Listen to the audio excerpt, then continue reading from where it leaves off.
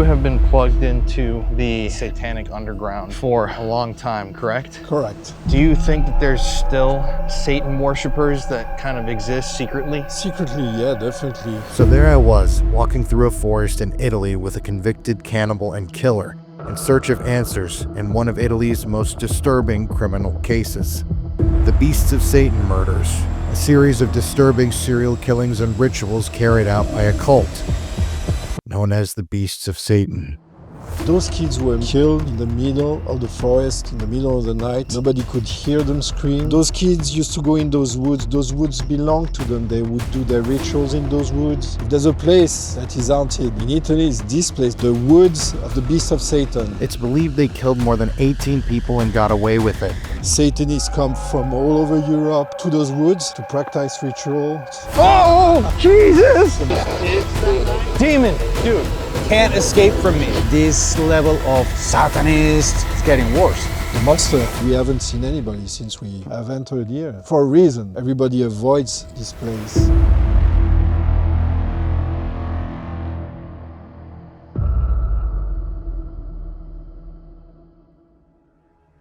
In the shadowy outskirts of Milan's metropolitan area, particularly in the province of Varese, a chilling group known as the Beasts of Satan emerged. A group of serial killers, self-proclaimed serial killers, driven by a twisted blend of Satanism, heavy metal music, drugs, and a thirst for control that manifested in ritualistic murders designed to bind members through fear and shared guilt while eliminating any perceived threats to their secret operations.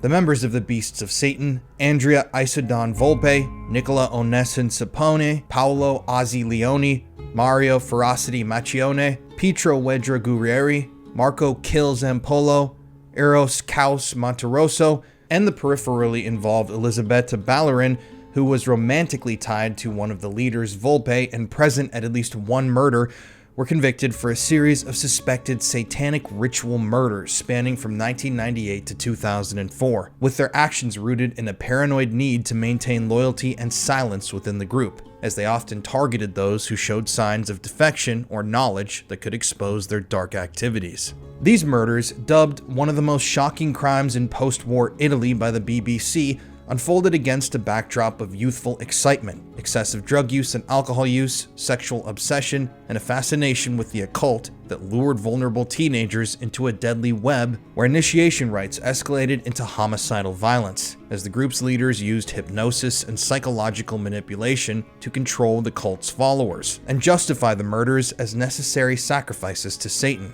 The group's activities centered in the eastern and northeastern periphery of Milan, where they preyed on friends and acquaintances tied to the heavy metal scene at places like the Midnight Pub, exploiting shared interests in black metal and death metal that glorified occult themes and death, which the members twisted into real-world rituals involving blood, blasphemy, and murder to reinforce their own beliefs in demonic empowerment. Eventually, authorities unraveled the cult's existence through a series of confessions and investigations triggered by later murders, particularly when one of the members, Volpe, was arrested after a 2004 murder led straight to his front door.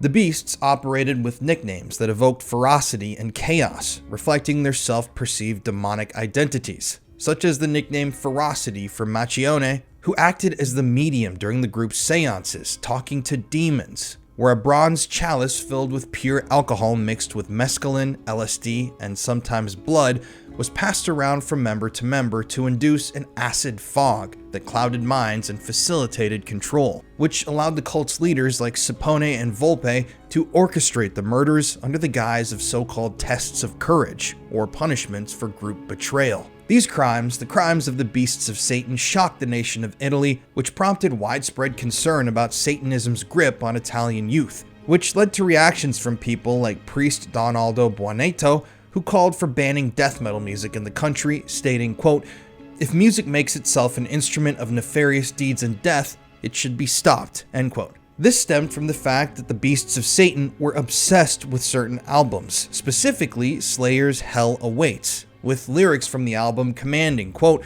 "Kill again, no apparent reason, just kill and kill again.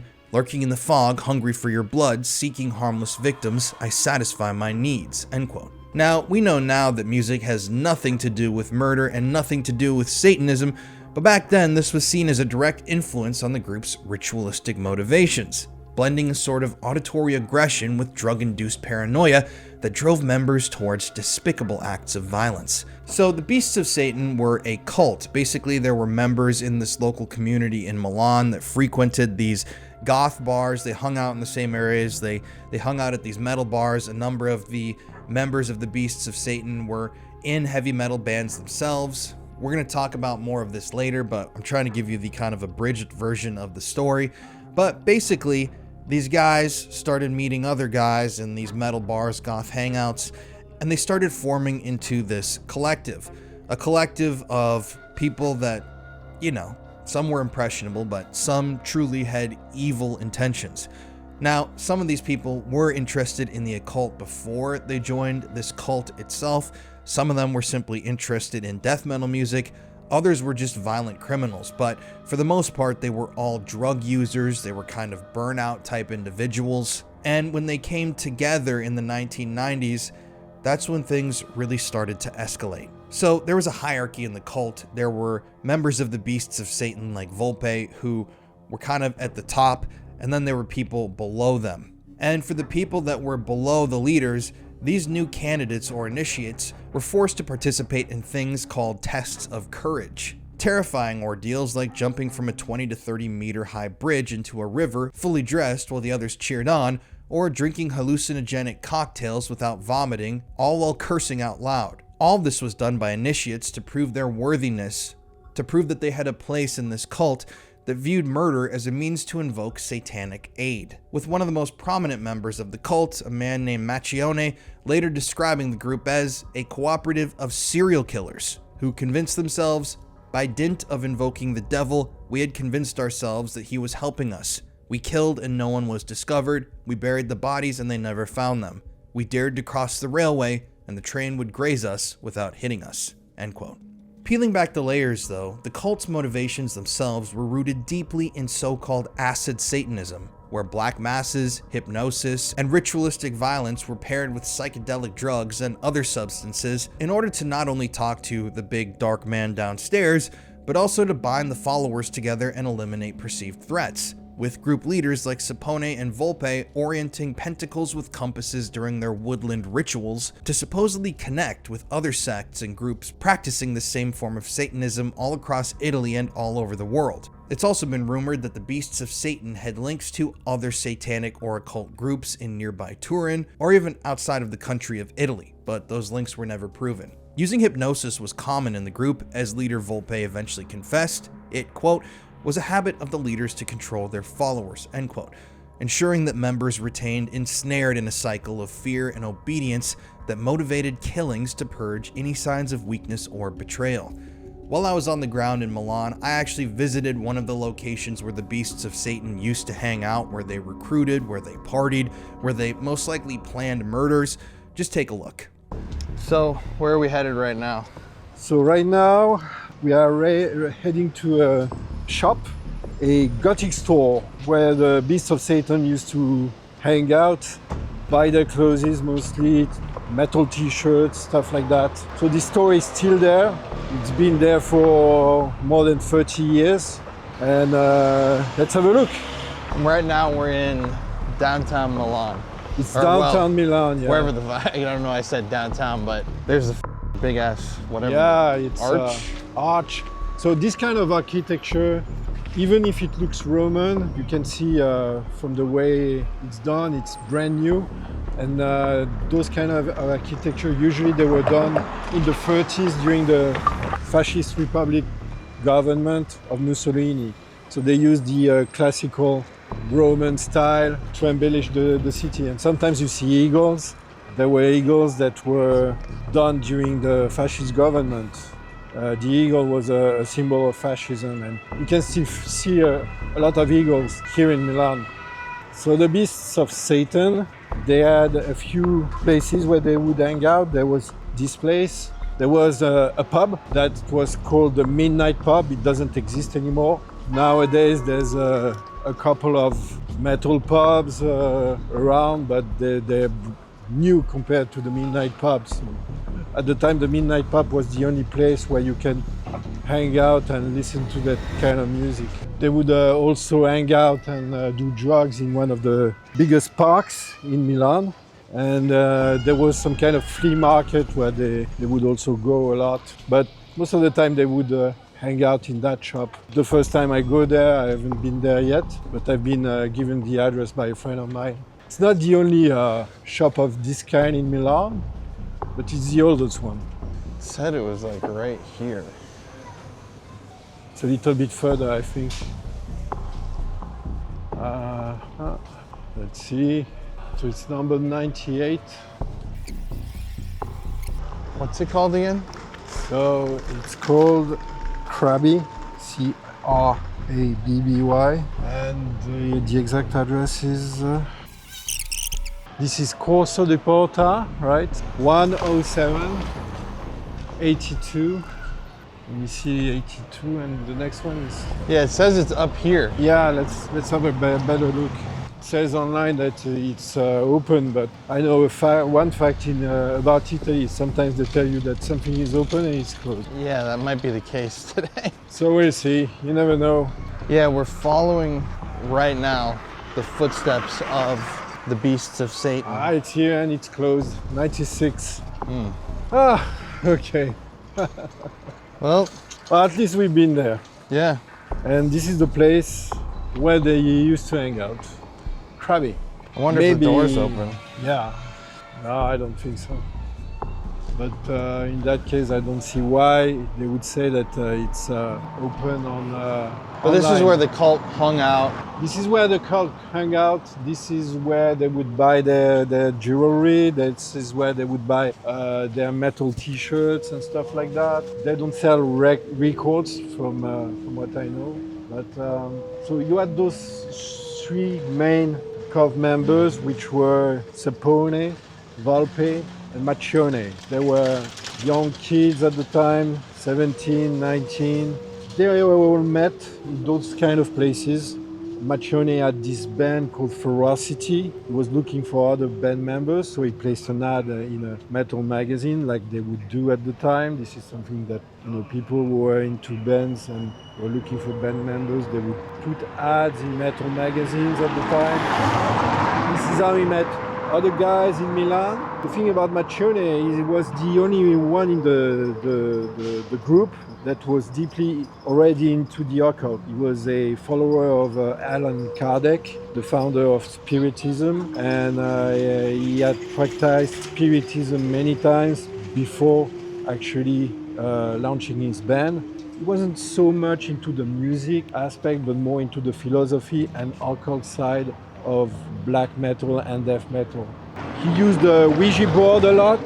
That was one of his main ways to contact spirits. And since he attended a Catholic school, he had a very strong feeling against Christianity. And this is how the satanic aspect of the group developed. They started reading basic books on Satanism, and they defined themselves later on as Satanists. Maybe not so much as part of an actual philosophy or way of life, but maybe to emulate what was going on in other parts of Europe, like Norway, Sweden, where there was a very strong scene that was more or less involved in the occult. But again, those kids, they practiced this kind of Satanism that at the time was called acid Satanism, which was more about sex and drugs and listening to music.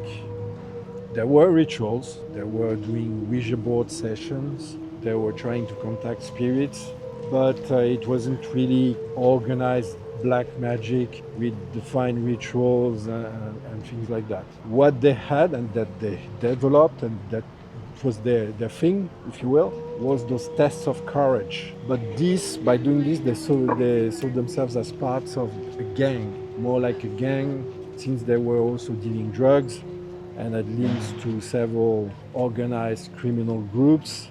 They saw themselves as tough kids listening to black metal. This, toxic culture developed and led them to murder.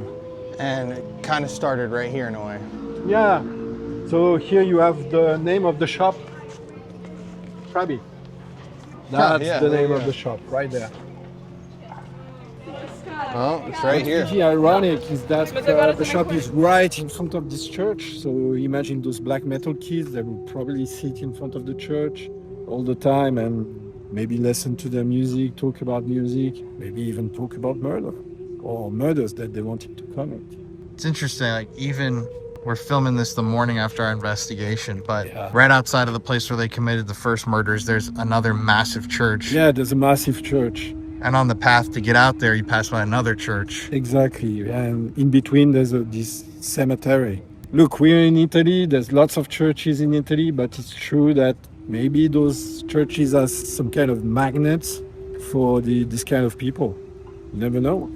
The group itself selected their recruits for the cult through what they called tests of courage, like I just mentioned, such as forcing candidates to slam themselves against park hedges or walls, or chug cocktails of alcohol and drugs while performing somersaults. These initiations were designed by the cult leaders to weed out the unworthy and the weak, and indoctrinate the survivors into the group's paranoid worldview, where failure or hesitation could lead to death. On New Year's Eve 1997, Beasts of Satan cult members Fabio Tallis and Chiara Marino were in their car when other cult members, in a random and unannounced test of courage, attempted to set their car on fire by tossing firecrackers into their vehicle, with them inside of it. The two escaped this test of courage, their car burned, but in a dark twist, this move foreshadowed their eventual sacrificial stabbing and beating as a means to reinforce the tightness in the group. Alcohol, drugs, and blasphemy were essential to the group's rites and rituals, and these rituals were frequently conducted in the woods under Sapone or Volpe's guidance,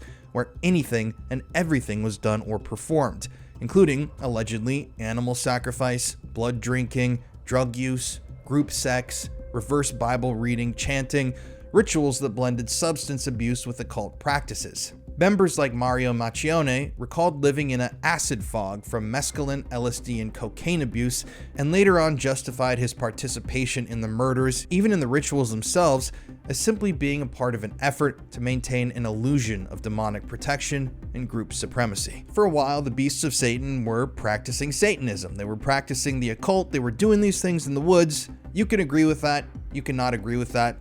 You know, here in America, we have the freedom of religion, so if you want to do something like that, go right ahead. I'm not judging anyone. Like, in this country and a lot of countries, you are free to practice Christianity as free as you are to practice Satanism or agnosticism, atheism. None of that really matters. And it really would have been fine and dandy if they would have cut it there, but they didn't. Things took a dark turn, and they just got darker and darker. The saga of horror truly began on January 17th, 1998, with the savage double murder of 19-year-old shop assistant Chiara Marino and 16-year-old student and heavy metal musician Fabio Tallis in the woods near Sonno Lombardo, where the Beasts of Satan cult lured the couple out under the pretense of performing another ritual. You see, in the days and weeks leading up to her murder, Chiara Marino had told some of her friends that she wanted to leave the cult, and since Fabio Tallis was secretly in love with her, the group believed that he was going to leave them as well. However, according to the members themselves, you couldn't just leave the Beasts of Satan. You had to be taken out, one way or another, but the way that you left was never under your control. On that fateful night, after a normal evening spent at the Midnight Pub, a frequent hangout spot for the cult, after drinking beer and listening to heavy metal for hours, Chiara and Fabio left with cult leader Volpe, Sapone, and Maccione at around 11:30 p.m., ostensibly to go make a phone call. However, they never returned. Interestingly, for these murders, the cult's motivation for the killings also had something to do with an alleged financial gain. They wanted to cash in on Chiara Marino's high life insurance policy. Maccione would later state, Chiara had a very high life insurance policy, money, nothing but money, that was the motive. While Fabio Tallis' love for Chiara added a layer of jealousy-fueled ritual sacrifice to the entire ordeal. You see, Fabio was dating another Beasts of Satan cult member at the time, but he was secretly involved with and in love with Chiara. Members still claim that this was all financially motivated. The victims that evening had spent the evening immersed in the city's metal scene, surrounded by their friends, And later that night, after leaving the pub, the group then drove out to the woods near Sonno Lombardo, a frequent location for the group's satanic rites and hidden rituals. And once they were there, they parked their vehicles and walked together into the forest. Hours before this, heartbreakingly, the 16-year-old Fabio Tallis had called home seeking permission from his parents to stay at Mario Maccione's, a fellow cult member's house, which his parents denied. And this would be the last time that they ever spoke with their son. After his son didn't return that evening, that phone call would immediately alert Fabio's father, Michel, that something was wrong, but it was already too late to intervene, as the group's motivations had already driven them to proceed with the murders. That night, the Beasts of Satan lured Kiara and Fabio out to the woods and told them that we're going to perform another ritual, another test of courage. We need you guys to come out here and join the group. This is a very important event. But when they reached a point deep within the forest, reality really kicked in for the two of them. When they reached a small clearing, Fabio and Kiara saw that in front of them were two freshly dug pits, their future graves. And almost immediately, the rest of the Beasts of Satan cult members began with their ritualistic murders. Suddenly, Volpe and Sapone, two cult leaders, began stabbing Kiara and Fabio repeatedly, with the stabs being so violent that at one point one of their knives actually snapped off of the hilt, leaving the blade inside one of the victims' bodies. And after the stabbing, Mario Maccione took a hammer and brutally bludgeoned Fabio. Fabio, a sturdy 6 foot 1 inch tall, 220-pound young man, desperately fought to defend himself and Kiara against the attacks from his own friends, but he was overpowered by the group members, his resistance motivating the attackers to escalate the violence, with even more stabbing and hammer blows. When Fabio and Kiara crumpled to the ground and attempted to scream, the cult members, disturbingly, shoved hedgehogs in their mouths. This brutality motivated by a blend of occult ideology and silencing. Volpe himself, one of the cult leaders, later confessed to the authorities the details of this crime and even stated that after the attack was over, the group took turns urinating on their victims' bodies. As Volpe would later explain, quote, Fabio was killed because he lacked the strength to endure Kiara's murder, who was killed because she wanted to leave the group, end quote. But as you know, another group member, Maccione, would offer that different motive to investigators, claiming that Kiara was killed for her life insurance policy money, highlighting how greed had intertwined with Satanism that evening to motivate the killings amid the thick fog of drugs that clouded the group's judgment. Volpe later recounted how the group actually had to slit Kiara and Fabio's throats after they had been thrown into the freshly dug grave pits, as when they were thrown into the graves, both of them, after the bludgeoning, after the stabbing, after being urinated on, the both of them were still alive and breathing. The throats had been slit, according to Volpe, because, quote, they wouldn't die, end quote. And shockingly, as Volpe later confessed, after the victims had been placed in their graves and dirt had been thrown over them, the rest of the group, the Beasts of Satan, began to dance in a circle around the gravesite, singing at the dead bodies of their friends with a sort of mocking glee, singing, now you're both zombies, try to get out of this hole if you dare, and also, and now zombies, walk if you can. Maccione, later to investigators, recalled being stabbed in the wrist at one point during this attack, and even showed them a scar as evidence, the injury occurring amid the fog of drugs that motivated his participation. Shockingly though, both Kiara and Fabio survived momentarily, even for a little bit after their throats had been slit. And they were, at the end of all of this, after being stabbed, bludgeoned, their throats slit, urinated on, beaten, they were buried alive. Autopsy reports later showed that the two had indeed still been breathing when they were covered in dirt.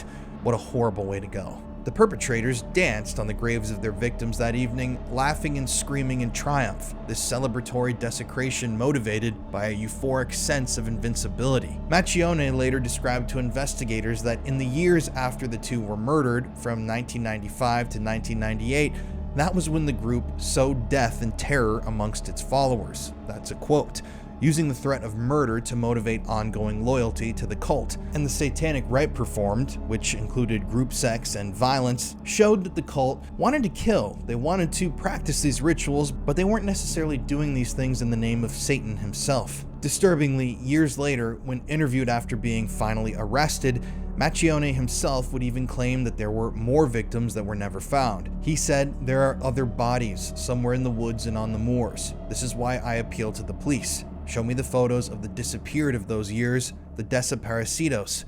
They will help me find the thread of memory," hinting at the broader trail of alleged 18 deaths driven by the same ritualistic paranoia. But we'll talk about that later. The killings reinforced the group's sense of power and protection from the devil himself, with each murder motivating the next as a means to purge weakness. Maccione later noted, "We would have killed each other right down to the last one," illustrating how internal paranoia drove a self-destructive cycle through the group where even leaders feared insubordination, and this spiraled into murder. Authorities initially dismissed the disappearances of the two as a runaway love affair, based on their friend's suggestions, but Fabio's father, Michel Tallis, refused to accept this story. Hours before his son went missing, remember, Fabio had called home asking permission to stay at Mario Maccione's, one of the cult members' houses, which was denied. After a while, Michel then tried calling back to the midnight pub where he knew his son was last at, but it was too late and Fabio had already left. Deep inside of him, Michel knew that Kiara and Fabio wouldn't just run away without telling anyone. He knew that something bad had happened to his son, but he didn't have the proof. So he set out to find the proof himself. This personal investigation that Fabio's father began eventually uncovered the group's occult ties, as he discovered, quote, how deeply they had become involved in Satanism and the occult, both common themes of the black metal and death metal genres that his son and friends were interested in. In fact, at that point, Michel began compiling a file that he continued to grow over a period of 6 years.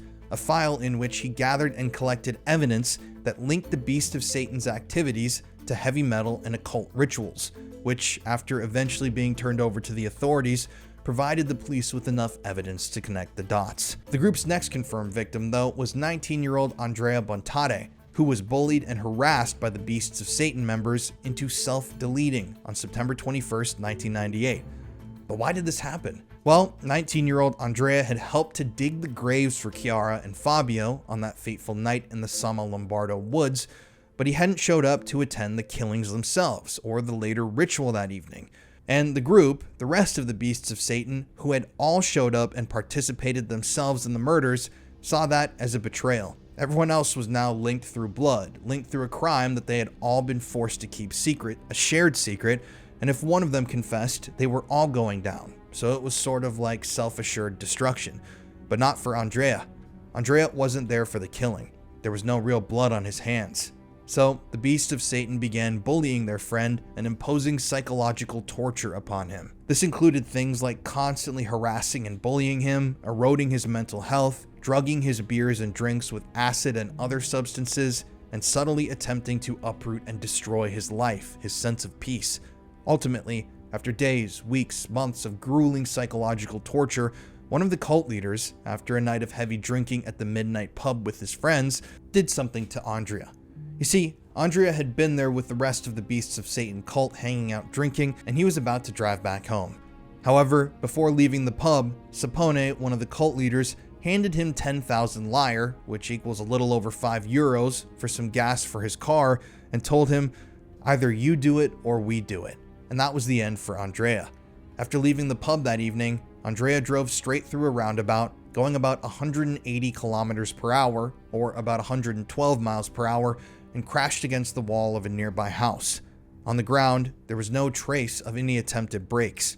He died instantly. Maccione, one of the other group leaders, later affirmed this, saying, they forced him to die. They gave him the ultimatum, either you do it or we do it. They gave him 10,000 lyre for gas, and he took the car and crashed it at breakneck speed like a bomber into an old house, end quote. Andrea's parents and friends, after his death, recalled that shortly before he died, he had been having noticeable issues carrying out his daily tasks due, assumedly, to the drugging, and that he had changed as a person. It was no longer the Andrea that they used to know and love. He was just an empty shell. But you see, the Beasts of Satan were tricky. They were sneaky. They didn't just kill like your typical Manson sort of cult with stabbings and blood all over the walls. The group used psychological torture and harassment, drugging and forced insanity to drive members sometimes to do the dirty work themselves. In fact, it was later said that cult leader Volpe was, quote, a master at slipping drugs, psychotropic drugs, and all sorts of filth into your coffee or wine, end quote, and that he was great at facilitating such forced self-deletions. Basically, with Andrea's death, the cult was saying to its own members, If you betray us or don't show up and participate in our group actions, we will kill you too. And obviously, this forced the other cult members to become extremely loyal to the group. And the case of Andrea exemplified how the beasts turned inward with their violence. They weren't targeting random people in their communities, they were targeting friends, people that they used to love or people that they still loved, members who had been involved in the cult since the very beginning, who they considered expendable. And as Maccione later stated, Bontade, or Andrea, was supposed to be present that evening with Fabio and Chiara. But who knows, maybe he was scared. He didn't show up, and Volpe flew into a rage. That bastard didn't come. He's a traitor. End quote. And this led to Andrea's demise and allegedly inspired further killings to cleanse the group in the years to come. For years, according to the official story, after the death of Andrea, the group then laid low, practiced their rituals in secret, and stayed clean, if you want to call it that. However, I don't believe that's the case, but once again, we'll talk about that at the end of this. But for over half a decade, no one knew where Chiara and Fabio were. Their bodies were buried out in the middle of that dense forest, but they hadn't been discovered. Officially, on paper, the two of them were labeled simply as being missing, and the cult members, the other beasts of Satan, were allowed to roam freely, to continue playing music in their heavy metal bands, and to commit more crimes and abuse more substances as time pressed on. However, this would all change very soon in a very dramatic way. The horrors resurfaced dramatically on January 24th, 2004, with the murder of 27-year-old shop assistant Mariangela Pezzotta, cult leader Volpe's ex-girlfriend, in a greenhouse at the so-called Chalet of Horrors in Goliseca. You see, Volpe and other members of the Beasts of Satan were growing concerned at this time. They were growing extremely paranoid. They believed that they had gotten away with so much, they had done so much, that self-preservation was their top priority. You see, according to the group members, they believed that Satan himself, the devil himself, was actually coming up from hell and protecting the group members, shielding them from the prying eyes of the police. But as we all know, the devil is a trickster, and it seems like the group's luck was about to run out. This is what leads us to January of 2004. For weeks before the murder, cult leader Volpe was concerned that his ex-girlfriend Mariangela knew too much about what he had done in the past. She knew about the murders. She knew about the forced self-deletion. She knew about the rituals and the other crimes that we'll talk about in a moment. And in the midst of extreme drug addictions, the group members grew paranoid. And so, suspecting that she knew too much about the murders of Chiara and Fabio and might eventually turn them in, fellow cult leader Sapone ordered his friend and fellow leader Volpe to kill his ex-girlfriend. This motivation of self-preservation amplified by paranoia. And so, on January 24th, 2004, Volpe invited his ex-girlfriend Mariangela over to a chalet owned by his then 18-year-old girlfriend Elisabetta's family in Goliseca near the Sonno Lombardo woods for a quote friendly dinner. Volpe also told Mariangela, his ex, that she needed to come over. It was an emergency, that the other cult members wanted her dead. And so Mariangela accepted the invitation. When she initially arrived at the chalet, she noticed Volpe's girlfriend, Elisabetta, standing near the door of the chalet holding a rifle, but they claimed that this was for their own protection. And so, wanting to hear more, Volpe and Mariangela sat down and started drinking and talking. It was actually Mariangela's birthday at around that time, and so, after some discussion, they then started drinking together, hanging out, sharing conversation and laughs. However, at one point, Mariangela and Volpe began to argue, and Mariangela eventually stated that Volpe had given her 10 difficult years. And this was Volpe's last straw. Suddenly, he loaded up a gun and shot Mariangela point blank. Volpe later confessed, stating, "I called Mariangela and told her to come to Goliseca because I wanted to warn her that they wanted her dead. That's why when she arrived, Elisabetta was holding a rifle. It was intended to intimidate. But then we started drinking to celebrate her birthday. Elisabetta went into the kitchen to make coffee, and she and I started arguing. So I loaded the gun and shot." End quote. However, after looking down at his ex-girlfriend, Volpe realized that the shot from his gun hadn't killed her. She was still alive. Realizing Mariangela was still alive, Volpe then freaked out and called another cult member, Sapone, on the phone, who immediately began accusing him of weakness and stated, "You can't even kill a person." And this was truly Volpe's last straw. He and his girlfriend, Elisabetta, then dragged Mariangela's body out to a greenhouse on the chalet property and mutilated her body with a spade before burying her alive in the greenhouse of Ballerin's parents' home. Disturbingly, a later autopsy performed on Mariangela's body confirmed that she had been alive and breathing when she was buried in the dirt, highlighting the group's sadistic inefficiency in the killings. They were terrible killers if you consider these stories. Either that, or they really wanted to prolong the suffering of their victims. The autopsy confirmed that Mariangela was still breathing when she was buried, and this horrifying detail motivated public outrage when it was found out. It also linked this killing to the cult's pattern of live burials, as remember, both Fabio and Kiara were also buried alive in the Sonno Lombardo woods. And even more disturbingly, the fact that Mariangela was still breathing when she was put in the ground meant that she had endured the pain of the bullet wound and the subsequent torture and mutilation with the spade, all while alive, awake, and breathing. After the murder of Mariangela, Volpe and his girlfriend Ballerin freaked out. They immediately began doing drugs and drinking, and then, while high on drugs, they attempted to drive Mariangela's car to a place where they could get rid of it to dispose of the evidence. However, while driving their victim's vehicle, they crashed it, which ultimately led to their arrest. And shortly after he was taken into custody, Volpe confessed to the police, and on May 28, 2004, guided the authorities to the graves of the Beasts of Satan's other victims in the Sonno Lombardo woods. The murder of his ex-girlfriend had been a collective decision, as Volpe stated, because, quote, Mariangela knew too much, end quote. And this, to the authorities, showed them that this wasn't just a single killer case. This was a case involving a lot of people, with a lot of different motivations, who carried out a lot of different crimes. This led to investigations that uncovered ritual items in the chalet where Mariangela had been shot and connected to the broader trail of the alleged over 18 other deaths. After Volpe's arrest, investigators found ritual paraphernalia in the chalet where Mariangela had been shot. They found human teeth, clumps of human hair, human skulls, a black cloth, candles, demonic images of devils, and instructions for a black mass, which confirmed the Satanism angle from the very start. The discovery of these items pointed, in the eyes of the authorities, to organized occult practices, which motivated the police to probe wider alleged networks, as the suitcase of horrors validated Volpe's confessions about black masses and hypnosis and sacrifices. Now, during his eventual trial, Volpe discussed all of this and exposed the group's satanic undercurrents. And this was fulfilling for Fabio's father, Michel Tallis, who had been carrying out his own investigation for years. Remember, after his son went missing, he started compiling that dossier about Satanism in the area.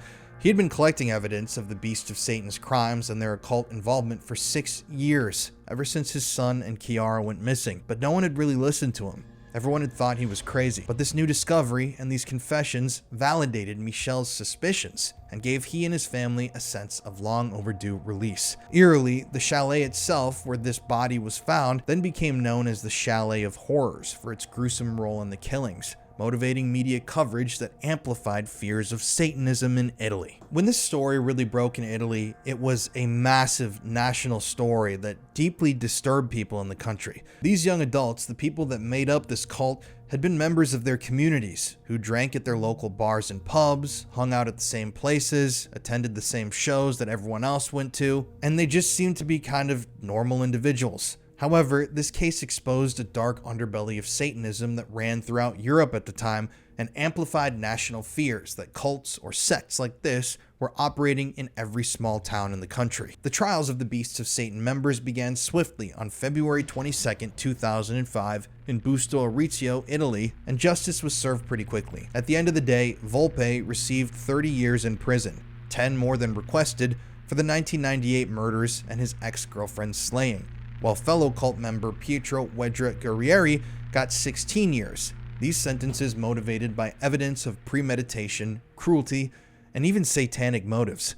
Victims' families reacted in different ways to the outcome of these trials. Michel Tallis, Fabio's father, declared to the press at the time, quote, "Today, justice rewarded me," end quote. While Lena Marino, Chiara's mother, fumed at the lenient sentences for cooperators, saying, quote, "They are murderers. It's not fair," end quote. In June 2005, 5 more Beasts of Satan cult members faced trial. Sapone, the mastermind behind the killings, got life in prison, and other members, Leone, Zampolo, Monterosso, and Ballerin, received 24 to 26 years in prison. These terms motivated by evidence of their own leadership in the group and their personal levels of participation in the rituals and murders. Interestingly, later on, Leone's sentence was upgraded from about 2 decades in prison to a full life sentence, due to evidence that showed he had more power in the group and played a bigger role in the killings than investigators initially believed that he did.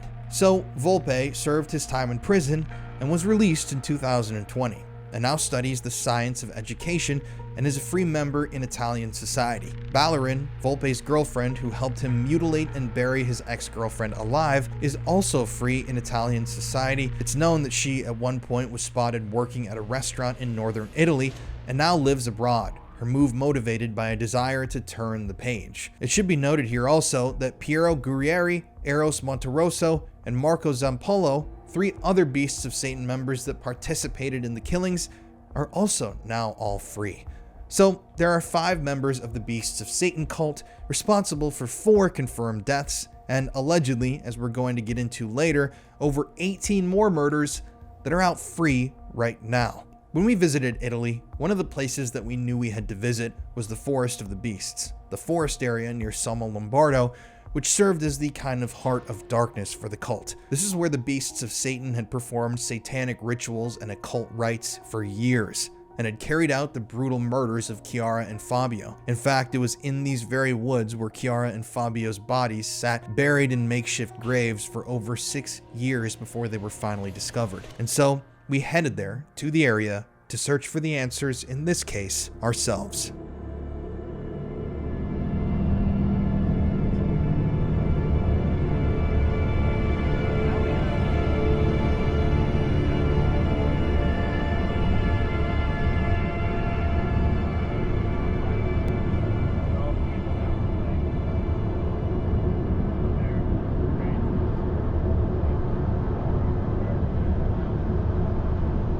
We are entering the woods of the beasts, the forest of the beasts, in the northwest of Milano. All right, so Nico, where have you taken us? We are going to the woods of the beasts of Satan, locally known as the Boschi delle Bestie di Satana.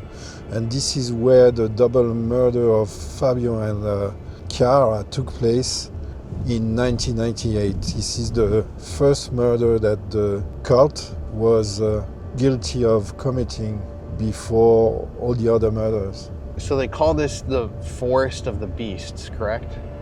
Yes, locally it's known as the Forest of the Beasts because of what happened there.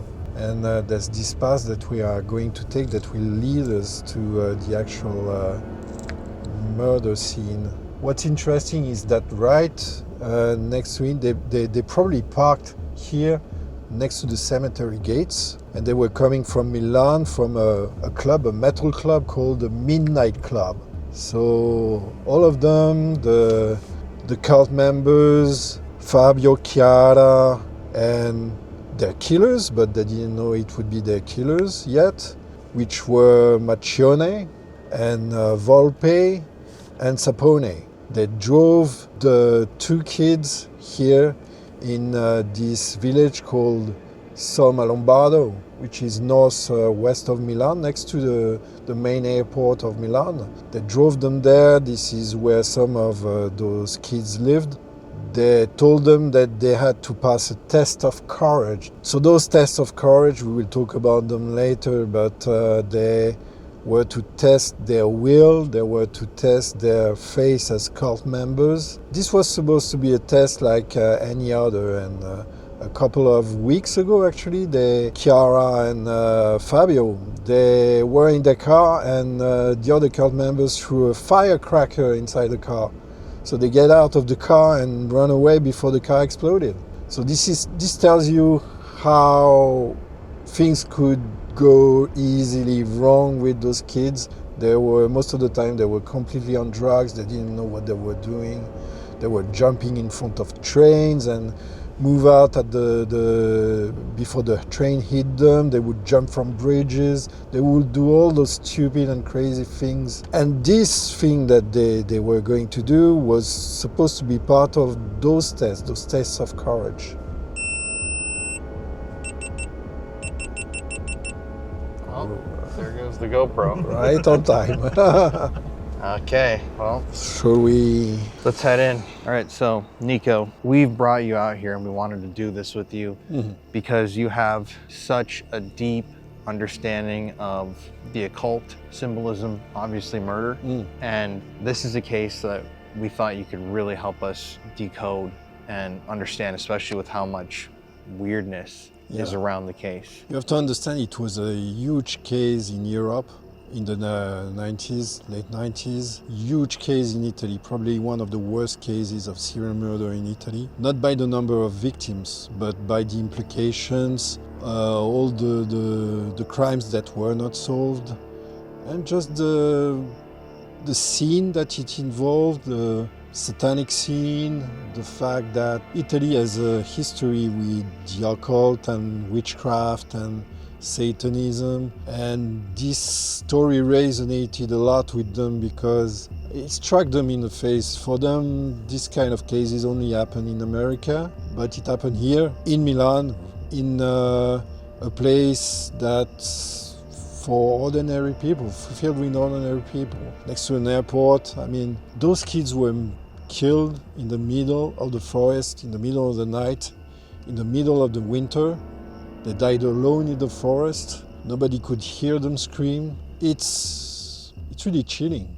It's quite something to be there because even if it happened so many years ago, you can still feel the energy. Right behind me, there's the graveyards. There's the graveyard where the beasts of Satan used to hang out in Sonno Lombardo. It's a small graveyard next to a church called Chiesa della Madonna delle Ghiande. So it's a small church, small graveyard, and those kids used to go in those woods. Those woods belonged to them. They would do their rituals in those woods. It was their territory. They saw themselves as a gang, and this gang thought that this was their territory.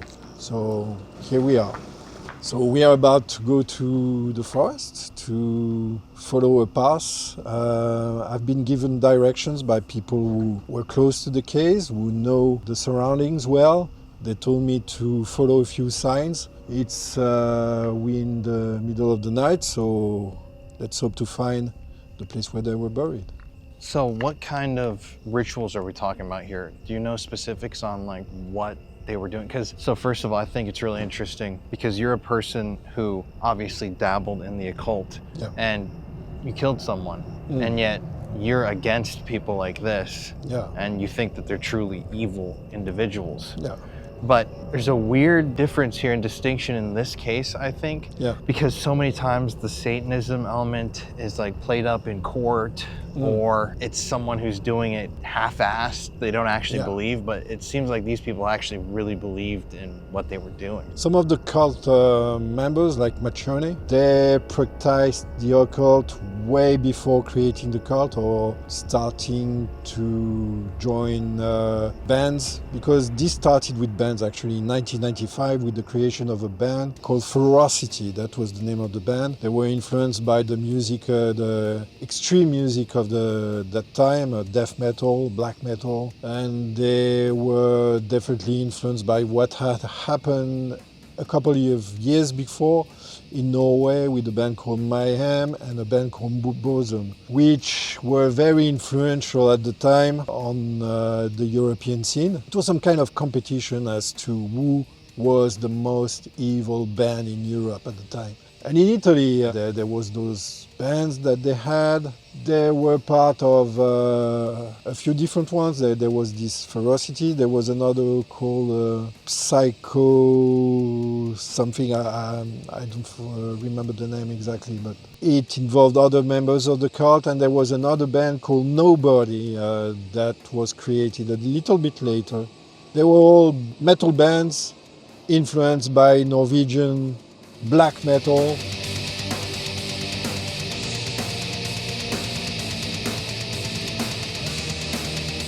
They saw themselves as gang members. They were heavily into drugs, they were heavily into heroin, cocaine. They were practicing a type of Satanism that some people refer to as acid Satanism, which is Satanism associated with drugs. For example, you got the case of Rick Casso in the US. Rick Casso murdered another kid. He described himself as the acid king. He was into heavy metal and he made his victims say, "I swear to Satan," before stabbing him, and I think he gouged his eyes out. Pretty grim case. And in the 90s, the kids at that time who were listening to that kind of music, they were in this spiral of being more evil than the others. So the Beasts of Satan wanted to outdo other bands in Italy, and they soon they started to do what they called tests of courage, where they would test each other's strength, but also they would do things that would put their own life at risk. For example, they would just lay down on train tracks and wait for the train to arrive and jump out at the last moment, or jump off a bridge and jump into a river. Things like that, stupid things like that. Fabio and Kiara were part of the group. They were self-proclaimed Satanists.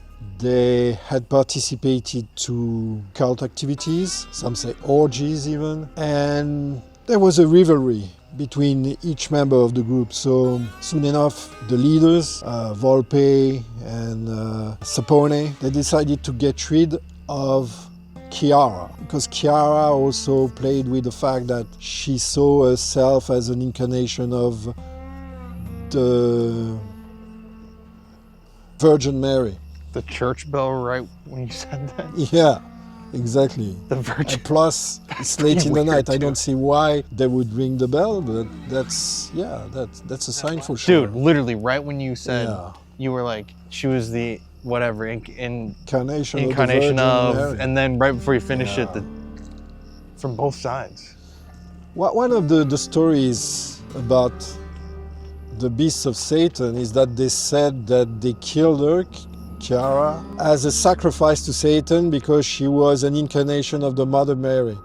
But that's just one version. There's so many versions to that story. Some will say this, some will say that. It's very confusing, and since they were all on drugs all the time, even for them it must have been extremely confusing. But you have to understand that there is a context, and this context is the black metal scene in the 90s in Europe. It was all about outdoing each other. In Germany, there was a ritual murder too by a guy in a band called Absurd. In France, there were many grave robberies associated with black metal, and there was the murder of a priest who was stabbed 33 times by a black metal kid in the late 90s. And here in Italy, we have the Beasts of Satan. So now we are going to try to find a place where they actually killed their victims and buried them. And did a ritual. And did a ritual. So I guess we can start on our journey now, but Yeah. so they used to hang out at this cemetery. Yeah, It's this, like a fact of the case. you have to understand, they drove from Milan in the middle of the night. They were at this club called the Midnight Club. They drove here, there were 5 in the car, all cult members. 2 of them didn't know that they would die in the next few hours. All right, before we go, I want to get a shot of the cemetery.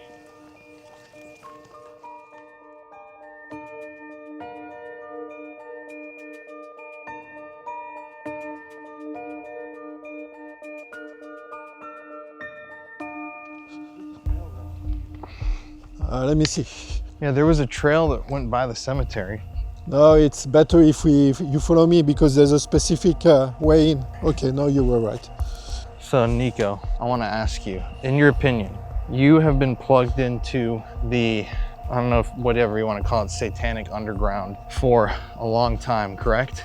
Correct. Do you think that there's still a current of Satan worshippers that kind of exist in an organized fashion secretly? Secretly, yeah, definitely. Now, it depends on what you call Satanism. Satanism has never been a truly organized cult in a way that it's organized in the Church of Satan or cults like that. In Europe, it's always been smaller cults, 20 members at most. So in the 70s, there was an attempt at what they called a international Luciferian group that had members from Germany, France, and Italy. And it was short-lived. They even did a convention in Paris. It was publicized. There was television and press, but it was a publicity stunt mostly. They were heavily inspired by vampiric rites, but all in all, it's never been extremely organized. What we see with the Beast of Satan is groups that are mostly... Holy shit, look at that spider. Oh my fucking God. amazing. I think it's pretty big. Yeah. It's a big one. That's not amazing. It's amazingly scary. Now what the viewers have to understand is that we've never been there. It's my first time coming here. I know more or less where to go, but we might have trouble finding the signs that I've been told to look for. Might take us a while, but so far it's the right direction. That's the most important. There's rumors, since it was such a big case in the 90s and even 20 years later, people still talk about that. There's rumors that even nowadays, in 2025, there's people still coming to those woods, and there's rumors that they practice rituals, that Satanists come from all over Europe as an homage to the Beast of Satan, to practice rituals. This case is outside of Italy. It's known when you're into the occult, but outside of that, I haven't seen any big Netflix or Amazon show on the subject, so maybe there will be in the future, you never know, and there will be a renewal of interest, but for the moment it's mostly people who are into those kind of things that know about the story of the Beast of Satan. And something that happens all the time is I get people that accuse me of satanic panic and trying to get people to be afraid of Satanism. And I always say that there are a lot of people that practice Satanism that are really good people, but you know. What you have to understand is there's so many definitions to Satanism. And the American definition of Satanism is totally different from the European definition of Satanism. What is practiced in Europe and what has been practiced for years, for centuries even, is what we call traditional Satanism, which is heavily rooted in black magic. Satan, for European Satanists, is an actual entity. It's not a concept. It's not a symbol of anti-Christianity or anti-establishment. It's a very real entity that people actually worship with rituals, with the Black Mass. The Black Mass was first heard of in the court of Louis XIV, the French king, the Sun King, and there was defrocked priests who actually organized black masses for rich people, for people who were close to the king and wanted to poison each other. Really? Yeah. And that's the thing. The black mass was first used as a mockery of the Christian mass. It's used similar symbols, except everything was upside down. The cross was turned upside down. The, what's it called? The thing you eat? Communion. The communion, the wafer? The wafer. Wafer? Wafer? How do you call that? The thing you give to people who commune, who do the communion, the body of Christ, okay? The body of Christ was defiled with the menstrual blood. All the verses, the Latin verses, were reversed and recited backwards, and it was extremely ceremonial. This had meaning for them. What's interesting here, we are entering the woods. Actually, you can see that it's not many trees yet, but as soon as we get inside the forest, I think the energy will be totally different. What's the craziest satanic ceremony or ritual you've been a part of? I'm very curious. Oh, it happened years ago in Sweden. It was in a abandoned mental asylum, an asylum for the criminally insane. And the idea was to summon the spirit of a Swedish serial killer, criminal, that used the occult. I cannot remember his name right now, but he had been hospitalized in that asylum. So I participated to that, and I had some kind of hallucinations where I could feel the gunpowder, and I could be in the mind of this killer, and I felt this very strong connection to him. So it was some kind of I don't know, possession, if you will, possession state. There's another instance where I had some remarkable results. We are entering the woods, and that was in the Abbey of Telema in Sicily. So it's a long story, but just to make it short, I had one of those old Nokia phones on me, the one you would open like that. And it was in my pocket. Several things happened inside when I was inside the Abbey of Telema. That's Aleister Crowley's place. Yeah, that's Aleister Crowley's place in Sicily, where he conducted many, many rituals. Several things happened, and there was those paintings on the walls back then, but back then there were still chippings of paintings on the floor, on the wall, and I took a few of those chippings because they had been painted by Crowley himself. So I wanted to use them in my own paintings. And at the time I was working on a tarot card, so I wanted to use them in the art I was creating. And I wanted to check what time it was, so I opened the Nokia. It was dialed 777. Oh shit. On the thing. And 777 is a number associated with Aleister Crowley. So I couldn't make this up. It just happened. My ex-girlfriend at the time had vivid dreams with Crowley in them. And many weird things happened. Many weird things happened. Yeah, that's pretty f***ing intense. Yeah. So from what I understand, this road, there will be a, how do you say, bifurcation? Crossroad. We will have to follow the path where there are chestnuts. So we have to look for chestnuts. And the person told me that the trees are way taller. And that means that we're in the good direction. How far of a walk is this? Maybe 10 minutes. No, here's Crossroads though. So yeah, I think we have to go straight ahead. And we have to remember to go on the left one on the way back. Okay, I have drawn. No. We have to first find this. The big one with the sign. Yeah, let me show you. Where are we? Definitely creepy back here. Okay. Let me see if it's this. Let's look for a sign on a tree on the left. Otherwise, we go back here. Nah. Nothing? No, it's not there. We have to continue. Let me see. Nah. Let me see that screenshot again. It's a big tree. It's really like this. So the best is we look at the end because he's walking backwards. And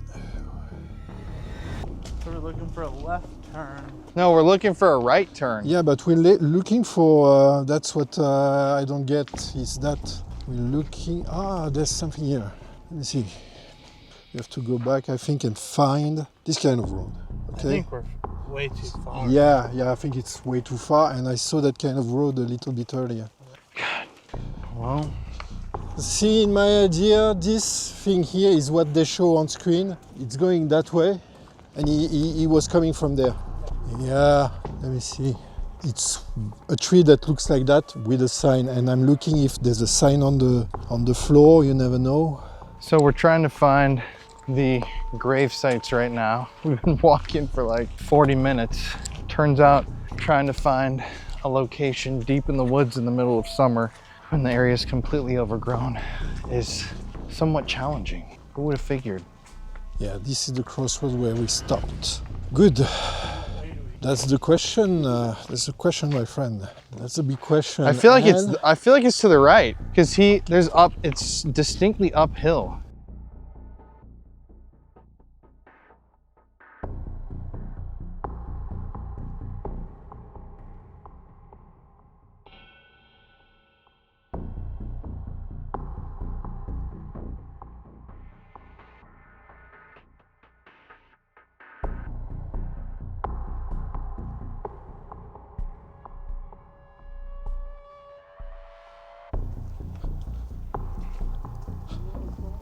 maybe we are next to the pond right there, no?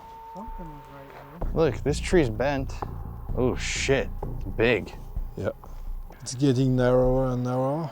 Yeah. But, I think using that bit of would be. What do you think? Yeah.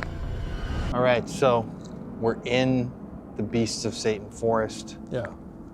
What happened here? We are deep in the forest, and the cult probably walked all this way from the car, which was parked near the church and the cemetery, and they told Kiara and Fabio that they were about to pass a new test of courage. So they walked, and somewhere around us, deep inside the forest, they stopped, and there was a hole in the ground.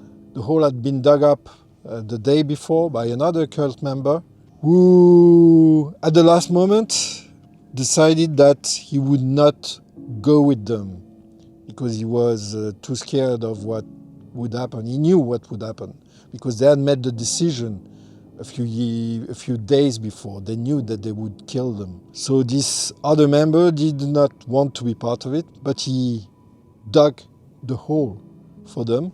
Holy shit! Look at that f***ing bug. Oh God! Jesus! It's a massive one. Oh It's a Jesus! moth. Dude. No, it's not a moth. What is this? Ah. That.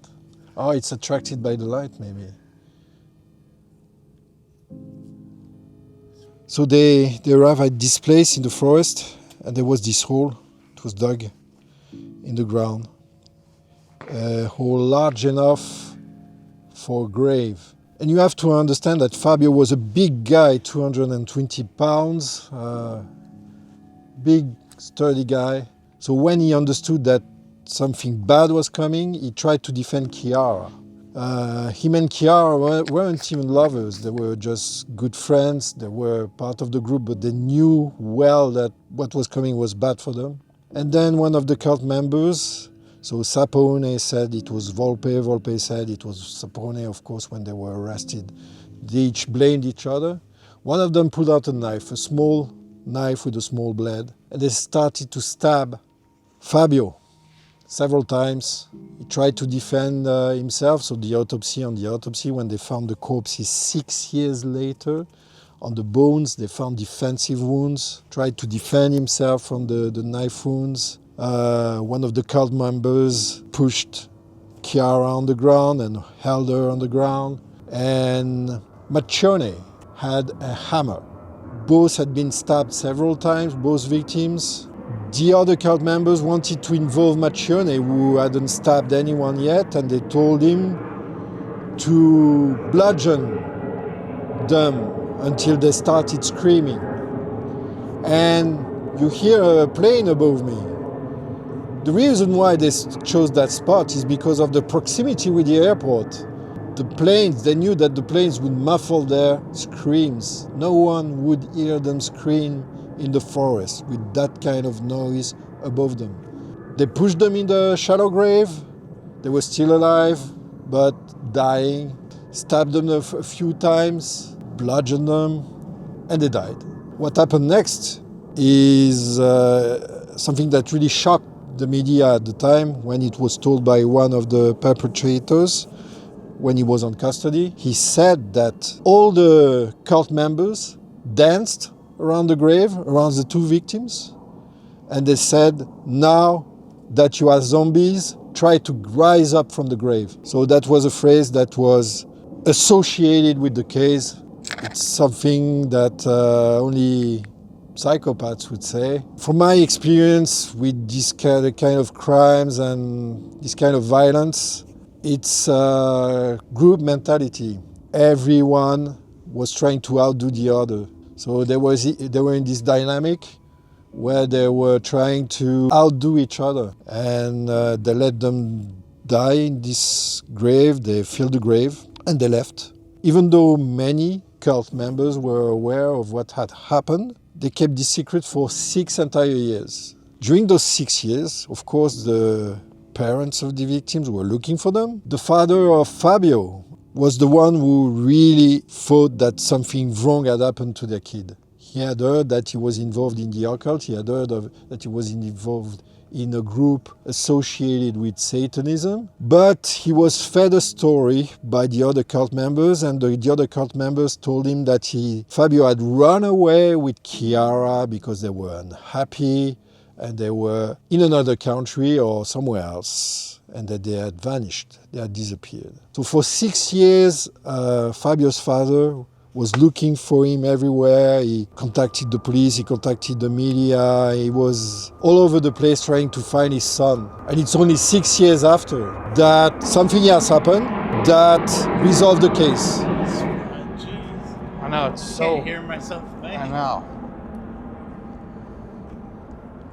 6 years after, Volpe's ex-girlfriend was invited by him for a party with his new girlfriend. But Sapone thought that that former girlfriend knew too much. She knew that about the murder, the double murder, and he thought that she would eventually rat on them. So what happened next is just a classic scenario of getting rid of a potential witness. So they pushed her to commit, and that's what happened in a town very close to here, Gola Seca. But they did a ritual out here, right? Or many rituals. This was like one of their grounds. This was one of the grounds of the cult. They would practice their rituals here. They would practice also their rituals in the graveyard that we saw a little bit earlier. So they knew these woods like the back of their hands. They knew where to go. When they dug up that grave, they knew what it was for. So, was it revenge? Was it a rite of passage for them? Was it an actual ritual? My opinion is that it was more a way of asserting their dominance over the group. They wanted to show that they were in charge. And you have to understand that in that group at that time, there was about 20 members. So in that kind of cults, in that kind of groups, when there's so many members, the ones who claim that they are in charge, they have to show that they mean business. So I think that the double murder was a way for them to assert their dominance over the group. It's as simple as that. And of course there was rivalry, where there was also the fact that they were telling each other they needed to sacrifice somewhere for the devil to get more powers, for their bands to be more famous. There were probably problems, tensions between Fabio, Kiara and the rest of the group. There's stuff that we don't know. Some of the cult members mentioned the fact that Kiara was claiming to be associated with the Virgin Mary and that killing her would bring them more power. All this is a bit confusing, but also you have to understand that all those kids, they were heavily on drugs, they were heavily using drugs, and they didn't know what was happening half of the time. They were just trying to be the most evil kids in the area. So group mentality, you have completely lost kids trying to... Oh, we have visitors. That's like right there. Right there. I wonder what kind of wildlife there is around. I know that there are Beasts. beasts, of course, beasts of Satan, probably deer, maybe foxes, wolves. You never Yeah, I know. didn't even Google it before we came out here. Yeah. Like, what's out here? Wild boars, maybe. Wild boars. Wild Boars? are, yeah, they're nocturnal animals, but they're usually more in the south of Italy. I would say it's more like, small wildlife, but they're not the ones to be scared of here, right there, because I think that one thing I believe in is that this forest is haunted, definitely, because of the things that happen here. And even the locals, they don't call it the forest of the local forest, they call it the woods of the beast of Satan, even 25 years after the murders. They still call it that way. That's how the locals call it. So there's definitely a presence here.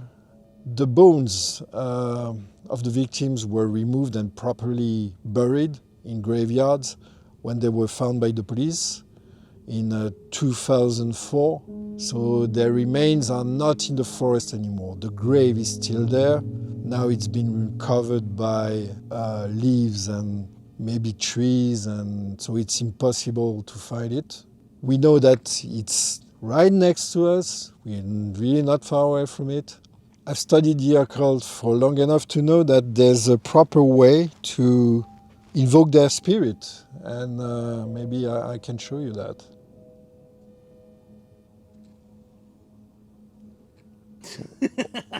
You gotta explain to me what that means first. I don't know if I want to invoke death's spirit right It's now. a crossroad.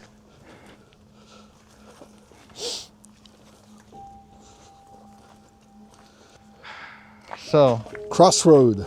yeah, so since we came here, can you explain like the significance of crossroads in the occult? So in the medieval times, when you read old grimoires, and there's at least 50 different grimoires that were written during the medieval times, the Red Dragon and the grimoires about black magic especially. One of the things they all say, and there's at least 50 different grimoires that were written during the medieval times, and even if they copied each other and they have different names of demons, there's some similarities. One of the main things that they agree on is that to invoke the devil, you have to do it in a forest, in a crossroad. That's one of the main things. And it dates back from Roman times, actually, with the cult of Hecate. Hecate, which was the goddess of the moon. She was invoked at crossroads. This is where the mythology around crossroad comes from. So to invoke the spirit of the dead, you do it on crossroads. And we are on a crossroad, right in the middle of the forest of the beast of Satan. So I wouldn't think of a more perfect place to try to communicate. How would you invoke a spirit? There's many different traditions in the art of necromancy. This is the art of summoning the dead. Usually it involves human sacrifice, but of course we will not do that. Thank you. Yep, absolutely out of the question. And you have to understand all those rites, they come from the same origins. Roman magic, the cult of Hecate. Before Roman magic, there was Greek magic. Blood has always been an important part of black magic and magic associated with spirits, the spirits of the dead. So the idea is to shed blood to attract the energies, like vampires, if you will, of the dead, coming to the animal that you sacrifice, and they feed on the blood, and this is where you ask them questions. But this is the proper place, and it's the proper time.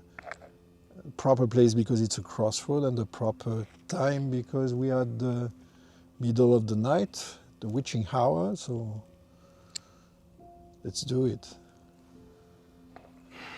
All right, let me get some stuff out.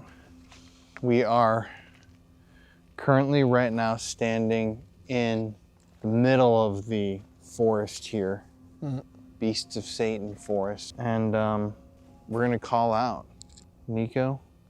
Nico is very, very practiced in the worlds of summoning and calling to energies, which we've talked about in previous videos.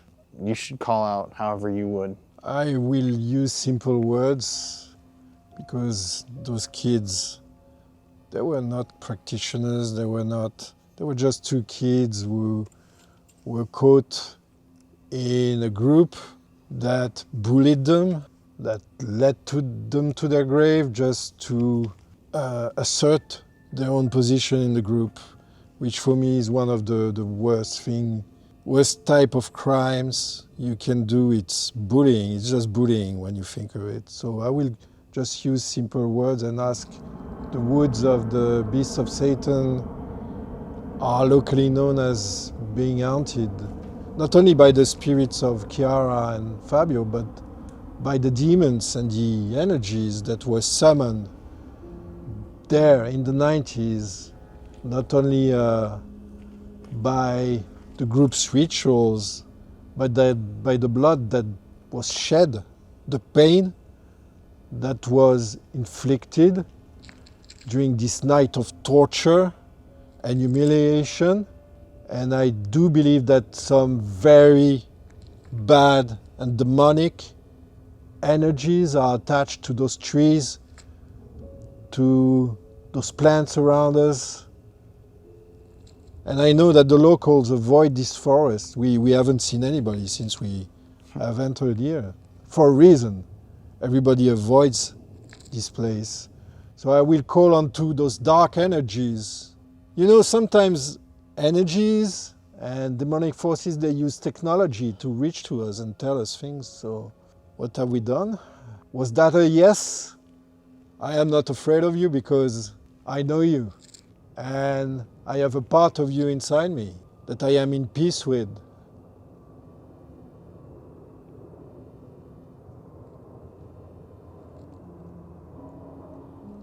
Manifest yourself. And I want to state this to get it out of the way. I know that there are going to be some people who are going to watch this footage and wonder why we're not speaking Italian right now. We're not here trying to contact any victims of crimes. We're here trying to contact if there still is somebody or something here that was summoned by these individuals. I mean, you have an extremely painful, horrific pair of deaths. The remains being buried, the dancing and the mocking of the dead. Who knows what other rituals and times these people came out here to legitimately worship or practice these things. There was also another murder that was committed nearby, associated with the cult, and it makes you believe that this entire region is cursed. And I feel the energy of those demonic entities that were summoned so many years ago. People say in the region that there are still kids coming here sometimes at night. Are they trying to invoke the dead? Are they trying to tap into those negative energies? Are they trying to emulate the beasts of Satan? Maybe in 50 years, 100 years, there will be still other kids, other generation of kids coming here. Maybe this crime has created some kind of vortex in this forest, in these woods. We've been walking for more than 1 hour. Yeah, easily. And there's this sense of being lost. We know that we're not parked that far away. It's not like we're in the middle of a gigantic forest, but still, it's hard to get your bearings. And I could understand the feeling of being totally disoriented inside this forest when you're totally on drugs, out of your mind, stabbing 2 innocent kids. Those killers, Volpe and Maccione, they must have felt like possessed by demonic forces when they committed those crimes. Dude, I gotta say, it's like, it honestly, not even trying to hype this up at all, it legitimately feels like dark here, dude. Like, it is dark, and there's a thing that reminds you of why this forest was chosen by those kids. It's the planes. It's non-stop. Planes going to all parts of the world, Asia, America. So all those people inside those planes, those tourists going to Italy to enjoy the vacation, they have no idea that they're flying over a cursed forest right now. That's the thing. I literally, like, I got goosebumps, man. So I want to do something. Let's all sit here.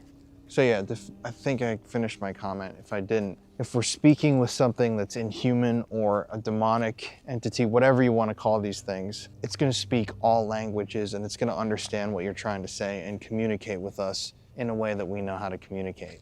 So why don't we all right now, let's just sit for a minute with our eyes closed and just put energy out that's going to attract these things. Just like focus on like calling them in. We're at the crossroads right now. If there are any inhuman energies, low vibrational energies, demonic forms, demonios. Lemurs, that was a demonic energy used in ancient Roman times, lemurs. And they were associated with the dead. This could be the kind of energy that's lurking around. We're inviting you in right now. Come to us.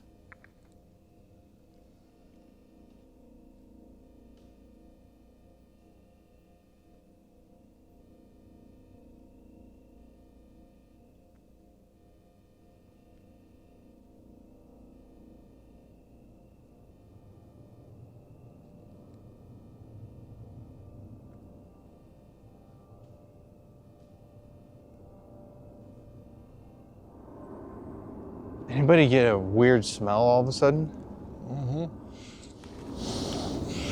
I keep getting this picture in my head of this like creepy, like almost animalistic, but it looks kind of like alien, but it's like in the tree. Not like on the branches, but it's like inside of the trees. Really? Yeah. My professor of Jewish folklore always said like Dybbuk's, Jewish demons, can hop into trees and blades of grass. So that's interesting. If trees could talk, they would tell us a lot about these woods and what happened there. You know, what I'm saying here is that we're talking about group mentality, we're talking about kids who were preying upon other kids who were weaker than them. This culture of humiliating the weakest, this culture of, you know, this kind of macho attitude of being, okay, we are going to torture them, make fun of them. If they had cameras, they would have filmed this, and if it would have been, the internet had been a thing back then, they would probably have filmed themselves doing this and posted it on TikTok. That's what I'm talking about, this level of group mentality and stupidity. From where I come, I've always been lonely, and all the bad things that I've done in my life, I've done them alone. I was not pressured into doing them. This is why I don't feel connected at all with those kids. I don't understand them. They wouldn't understand me. They would have never on their own done the things that I did, as bad as they were. And in their situation, I wouldn't have acted the same. I wouldn't have followed them because we're not the same. Even if some of the viewers who are watching this will say, oh, you're all criminals, you're all the same, you're all monsters, they're monsters, you're monsters. I still don't feel any kind of connection with those type cult adepts and cult mentality. It's not a thing. And I could have joined a cult when I was their age, and I could even start my own cult at my age if I wanted to, because there's so many people approaching me and asking me for things, etc. And I know how to do this. I know how to tell them things that they want to hear. I could start myself a satanic cult if I wanted to, but this is just not my thing. And I just do not understand this type of group mentality. That's it. That's all I have to say about this. So I'm not like them, and they're not like me. I've done enough introspection about myself to know who I was and the path I chose after prison. And this is why I know so much about serial killers and sociopaths, because I was one. So I know the mechanisms behind. But I can tell you, those kids, even if you think they're monsters, you cannot really categorize them as sociopaths. There was something else. They were criminals that were trying to be something bigger. So To any of our viewers who might speak Italian, feel free to comment or let us know if you hear phrases in Italian that we're not picking up that are relevant. I will kill you.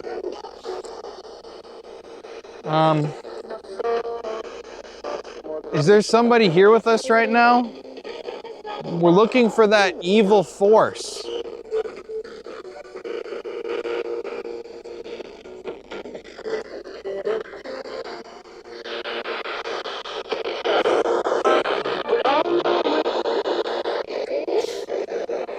There's like, I feel like a lot of English coming through.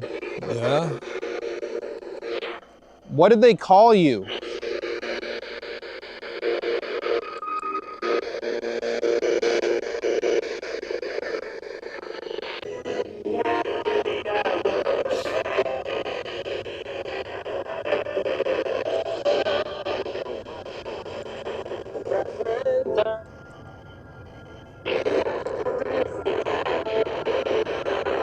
You want to kill the light again?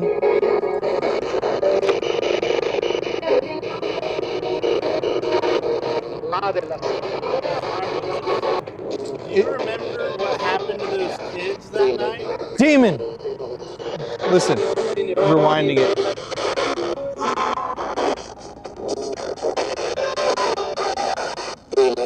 Oh yeah. Demon! That was clear. That was clear, yeah. What's your name? If you're a big, scary demon, what do they call you?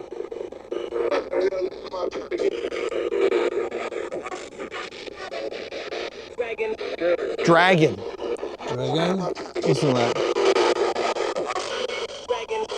Oh yeah. Wouldn't that be a word for a demonic spirit? And there's this grimoire called the Dragon Rouge, which was a grimoire to invoke the devil at the crossroad. No way. Yeah, the Dragon Rouge, the red dragon. Holy shit. It's also the name of an esoteric society in Sweden, Dragon Rouge, which was very influential in the 90s and 2000s for people who are interested in the dark side of the occult. Dragon Rouge. So were you summoned here? The red dragon?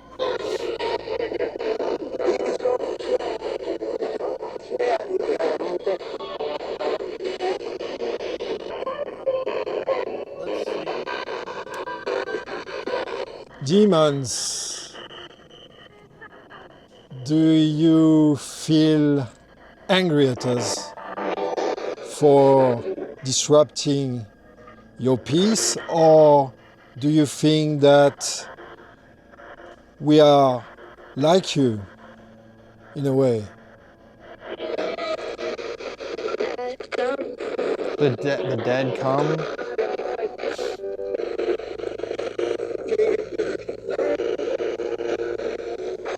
Demon, Uh-huh. do you think that the beasts of Satan were evil individually or as a group? Were they evil enough for you, or would you respect a vampire more?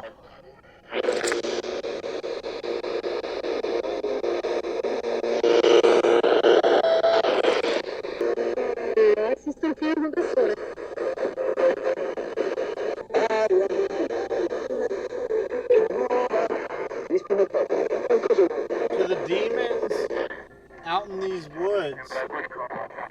Oh. Is that a gunshot? Might be. Or fireworks, I don't know, or firecrackers. Well, to the demons What out the in the But woods. it's a Thursday Yeah. at like 11:45 at night. That sounded like a gunshot. But it was far away, wasn't that close. Have the demons here claimed these woods? Is there still people coming to do offerings to you, demon?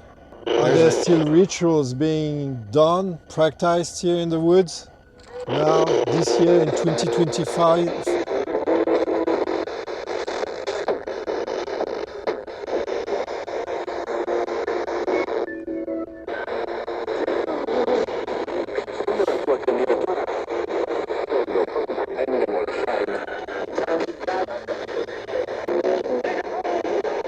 Dig a hole. Dig a hole.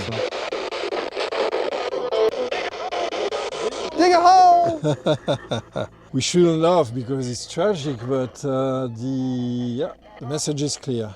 So were you created after those 2 innocent lives were taken here?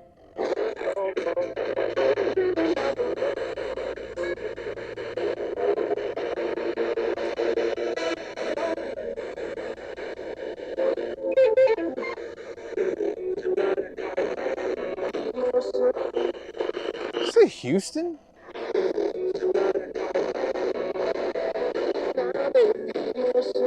I heard il mostro. What'd you say? What'd you hear? I heard il mostro, What's that? the monster. If that is it, that's something very interesting. Do you want us to call you Il Monstro?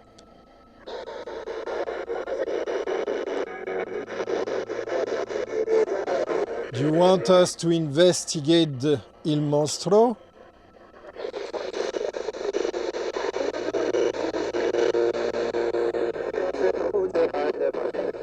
Can you tell us more about yourself? Yeah, like where did you come from?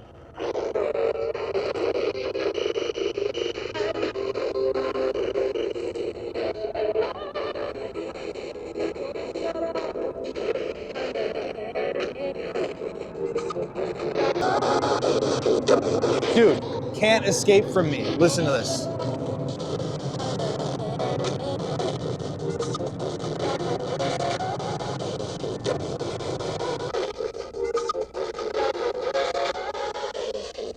Right there. Can't escape from me. You want to hurt us? Get inside. You want to possess one of us?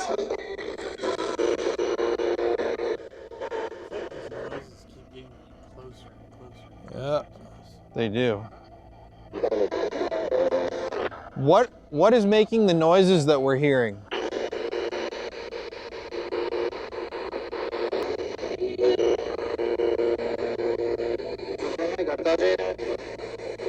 Do you want more people to be killed in these woods?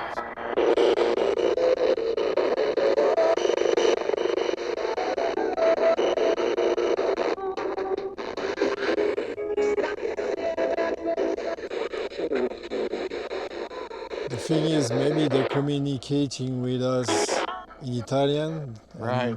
We cannot understand right now. It says, I swear, take them to me. Listen to this.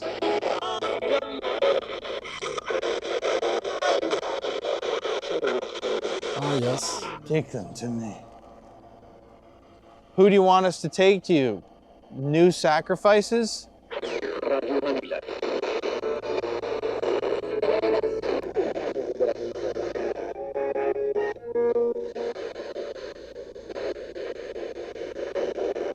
Demon, if you want to sacrifice me, you have to understand that you will unleash a bigger demon, even bigger than you.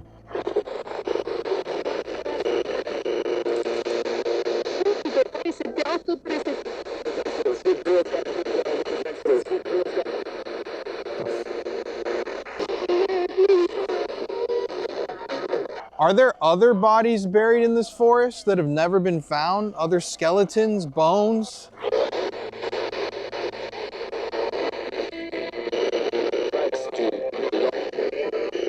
Next to you, almost. Ah, You hear that? yeah. Are there more bodies here?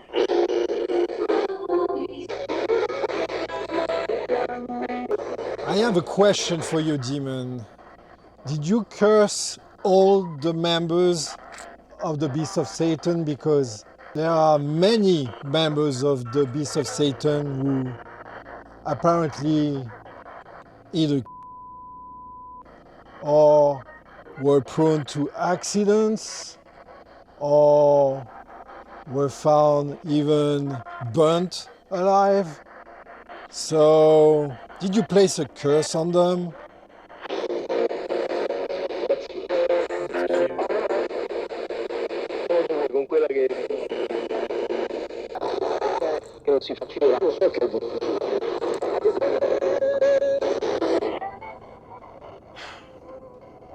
How many victims did the beasts of Satan have? Can you give us a number? In the ground. Oh. Listen to that.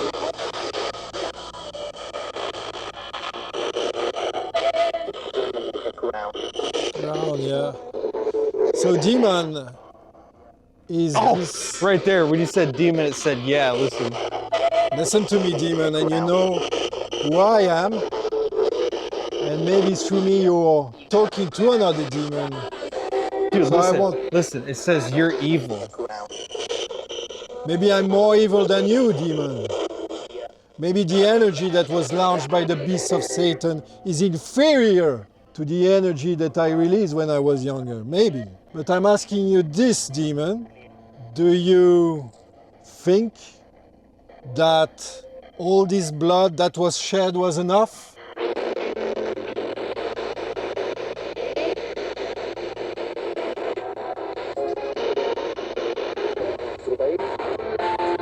Too late. Is there anything else you want to share with us?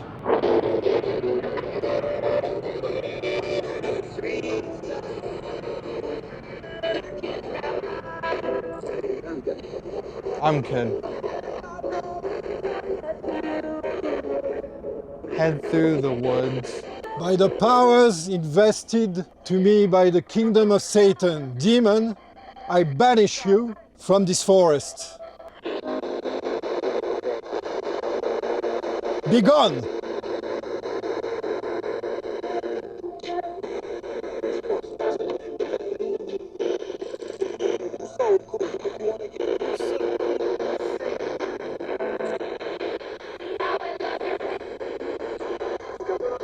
You want to get out of here? Yeah. Is there anybody here? Bestia di Satana! All right, while I'm walking, anybody who's here, you can continue to give us messages. Are there more bodies buried somewhere in this forest?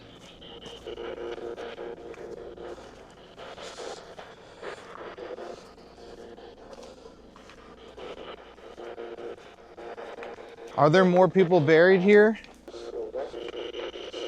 Go back. Is there really a red dragon here that was summoned at the crossroads?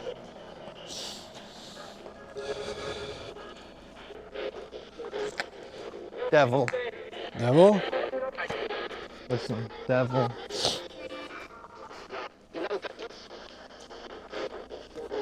Devil right there. That was his name. So the devil was summoned here?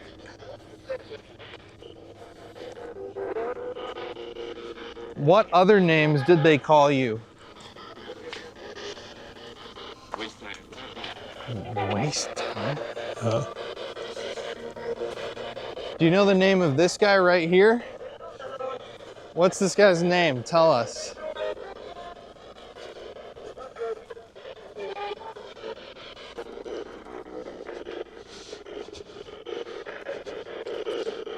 Whoever's here, because you're following us out of the woods right now, which I don't want you to do. What created you? Was it some sort of a ritual? Was it the shedding of blood? Were you here already? Can you explain to us how you came to be here?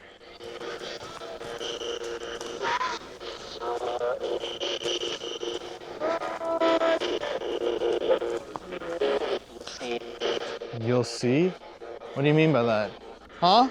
You want me to keep rolling on this camera? No. Hey everybody, it's Colin here. Thank you for watching today's video. Hello to all the new subscribers and hello to the rest of our beautiful, wonderful, spooky family. As you know, every single week here on the channel, we give away a free gift bag to one lucky viewer of the show. And this week, to enter the contest, all you have to do is like today's video, let's smash that like button, and comment devil in the comment section below. I'm gonna give y'all 10 seconds to do this now. 10, 9, 8, 7, 6, 5, 4, 3, 2, 1. So go comment. You can comment multiple times. It helps the video so much. But anyways, let's get back to today's video. Thank you for listening to my little spiel. I love you guys so much and stay spooky. So that footage is absolutely crazy. I was disappointed that we weren't able to find the gravesite, but as you can see, walking through a forest in a foreign country in the middle of the night, trying to find a bent tree that serves as the path to get to this area, it's just impossible. But if you look at some of the footage, you can actually see that the impressions from where the graves were still exist in the ground out there. It's incredibly eerie. You can actually see exactly where they were buried, because I believe, don't quote me on this, I might be wrong, but I believe that, once the dirt is disturbed, obviously that deeply, and things are dug up, it never truly looks the same.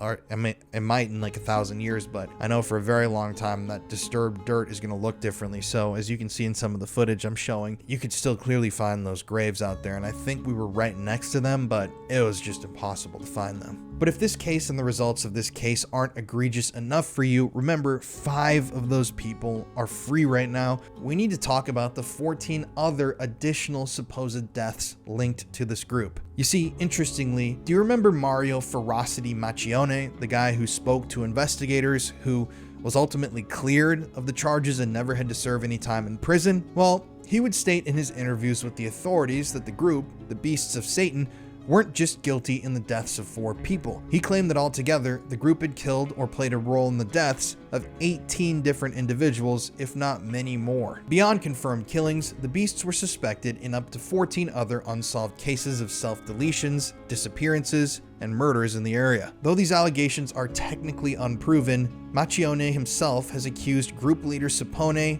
Volpe, Leone, Zampolo, and Monterosso of having been responsible for these deaths. These other members have obviously denied being involved in these murders, but investigations have continued into these deaths for years. For example, in his interviews, Maccione claimed that the group killed far more victims, saying, quote, "Not just 4, the number of deaths among Satan's beasts is at least 18, end quote. He elaborated, saying, quote, "I remember almost nothing. We were always high on drugs, but there are many more deaths. I know this because Andrea Volpe and Nicola Sapone told me," end quote. So in addition to the murders of Kiara, Fabio, and Mariangela, along with the bullied to death murder of Andrea, let's examine some of the other supposed victims of the Beasts of Satan. First, there was 31-year-old Fabio Rapalli. Fabio Rapalli's mummified body was discovered on September 6, 1996, in a wooded area near Pontremoli, Italy, marking his murder as one of the earliest suspected cases linked to the Beasts of Satan. The discovery itself was as macabre as it was accidental. A group of hikers foraging for mushrooms in the misty Apuan foothills stumbled upon the skeletal remains of Fabio, half buried under fallen leaves and pine needles, the body's leathery skin and hollow eye sockets evoking images from a horror film rather than a quiet Tuscan trail. Toxicology tests were inconclusive due to the mummification of Fabio's body, but residual fibers from synthetic clothing that didn't belong to Fabio that were discovered on or near his body,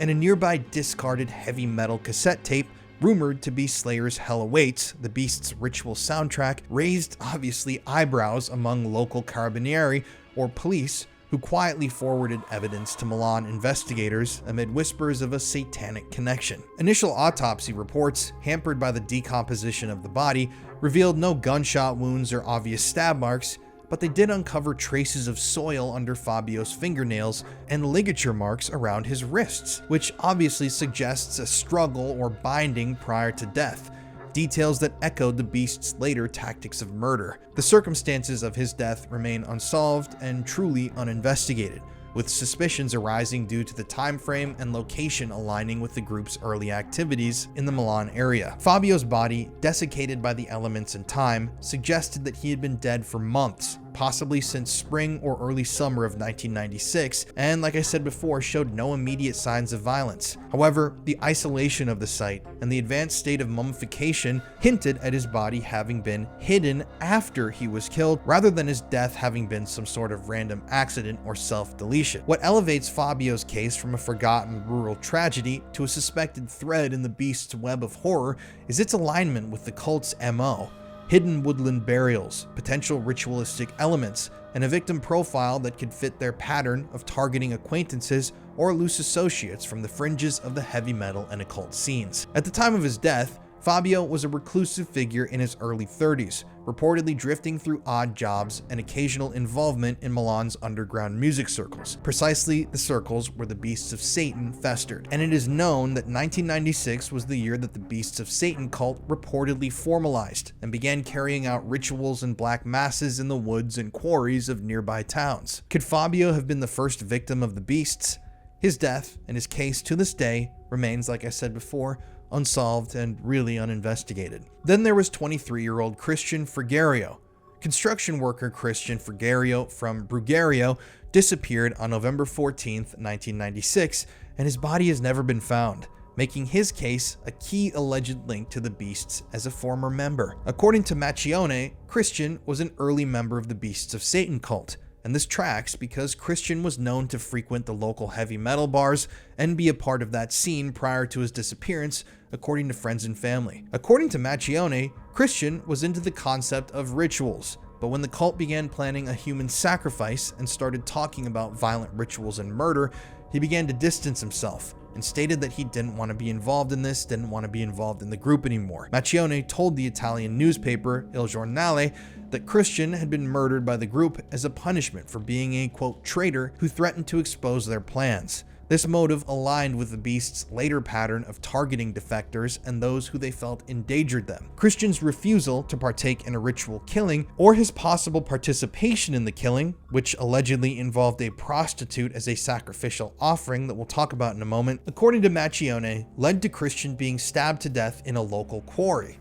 a site that has been documented as having been used for the Beasts of Satan's tests of courage. Maccione then claimed that Christian's body was dumped in a landfill in Brugherio, but it has never been recovered despite searches, adding a chilling layer to the mystery. A breakthrough in Christian's case came on April 21st, 2008, when his mother, acting on unspecified information, discovered a bag containing his personal effects, identified by a distinctive wool hat underneath a mattress near a Cargate hypermarket, close to Brugherio, the town where Maccione had claimed the cult had dumped Christian's body in a landfill and killed him in a quarry. However, Christian's body to this day has never been found, and his disappearance has never been solved. Then there was 21-year-old Andrea Bontade, who was found in his former school on May 7th, 1999 in Sonno Lombardo, with his death officially ruled a self-deletion, but suspected as murder by the Beasts. Andrea Bontade was a childhood friend of Beasts of Satan leader Volpe's, so his connections to the group are as solid as cement.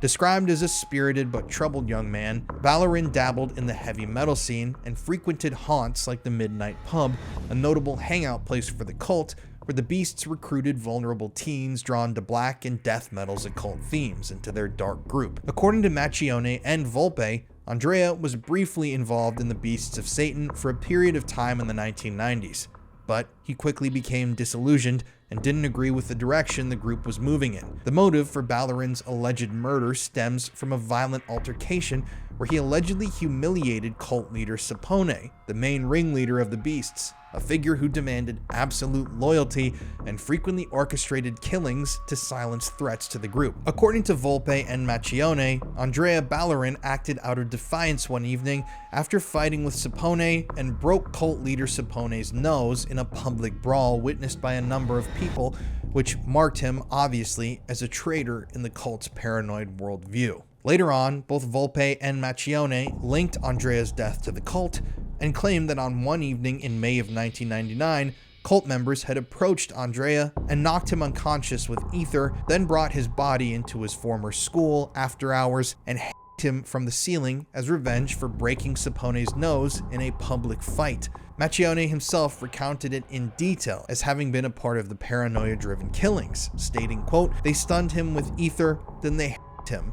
For the investigators, it was simply a end quote." However, the circumstances surrounding the discovery of Andrea's body raised immediate red flags that fueled suspicion of foul play. Andrea was found suspended from a staircase in the school with his hands reportedly tied behind his back, a detail noted by some sources as, obviously, being inconsistent with a typical self-deletion, though police dismissed it as inconclusive. The official ruling cited no signs of struggle, but the Beast's alleged use of ether, a quick-acting anesthetic, could explain the lack of defensive wounds, aligning with their sophisticated methods to avoid detection. To this day, Andrea's death is still listed as a self-deletion. Then there was 28-year-old Angelo Lombardo. The gruesome death of Angelo, a 28-year-old cemetery caretaker from Legnano, is deeply disturbing. Angelo was found burned alive in the city's cemetery on December 14, 1999, and this case stands as one of the most horrific unsolved cases potentially linked to the beasts of Satan. Angelo Lombardo was a familiar figure in Legnano, working as the caretaker of the local cemetery, a role that placed him in close contact with the community and, fatefully, with individuals tied to the beast's heavy metal and occult circles. Described as a reserved but reliable person, Lombardo was an acquaintance of some of the Beasts of Satan group members, possibly through shared connections in Milan's underground music scene or even chance encounters at venues like the Midnight Pub. It is known, though, that Lombardo knew some of the beasts pretty well. Lombardo's position at the cemetery, a symbolically charged location for a satanic cult obsessed with death and desecration, may have drawn unwanted attention from the group, particularly if Lombardo one night possibly overheard or witnessed their illegal activities. The discovery of Lombardo's charred remains in the Legnano cemetery on December 14, 1999 was a shocking scene that rattled the community. Found engulfed in the flames within a structure on the cemetery grounds, possibly a caretaker's shed or a nearby residence, accounts vary, his body bore the marks of severe burns, with reports indicating he suffered extensively before death as the fire consumed him. Initial investigations leaned towards an accidental fire or self-deletion, citing no clear evidence of foul play, but the intensity of the blaze and the use of gasoline, as alleged by Maccione, raised questions about staging, especially given the beast's history of masking murders as self-deletions. Forensic analysis was hampered by the fire's destruction, which left little physical evidence to confirm external involvement. But it is interesting because at the scene itself, they never found any accelerant container or clear arson indicator. So this means that whoever had set Lombardo on fire had more than likely just taken the evidence of the crime back with them. If he had really set himself on fire, wouldn't he have had to have some sort of container that the accelerant was in before he started the blaze? I don't know. Maccione would later state that Angelo Lombardo was murdered as a deliberate act of retribution by the cult, and he stated that they allegedly doused him with gasoline and set him ablaze for a, quote, incomprehensible oversight, end quote, or essentially because he knew too much about their activities. Maccione chillingly recounted in a later interview, quote, and then Angelo Lombardo and Luca Colombo died. They were the caretaker and the florist at the Legnano cemetery. Colombo was the other was burned in his house with gasoline, end quote. His death, though, remains unsolved and truly once again uninvestigated. And related to Angelo Lombardo's death was the death of 21-year-old Luca Colombo, years later in 2004. Luca Colombo was a well-liked figure in Legnano, working as a florist at the local cemetery, a location eerily significant given that it's the same cemetery that another suspected victim, Angelo Lombardo, was the cemetery caretaker at. It's also where he was burned alive. Colombo's friendship with Sapone, the main leader of the Beasts of Satan cult, placed him on the fringes of the group's subculture. Luca's job working at the cemetery, the same cemetery where Angelo Lombardo was found burned alive, the same cemetery where the Beasts may have conducted rituals or disposed of evidence, potentially exposed Luca to their secrets, making him a liability in their paranoia-driven worldview. The discovery of Colombo's body, suspended in an unspecified location in Legnano near the cemetery, sent shockwaves through the community, with initial police reports citing no clear signs of foul play, consistent with the self-deletion ruling. However, as we know with the beasts, they knew how to make murders look as if they were self-inflicted. Luca was found dead only a few months before the Beasts of Satan cult was exposed and the authorities started digging up bodies. And we know that at that time, cult members were highly paranoid. So did Luca Colombo know too much? It should be noted that his parents think so.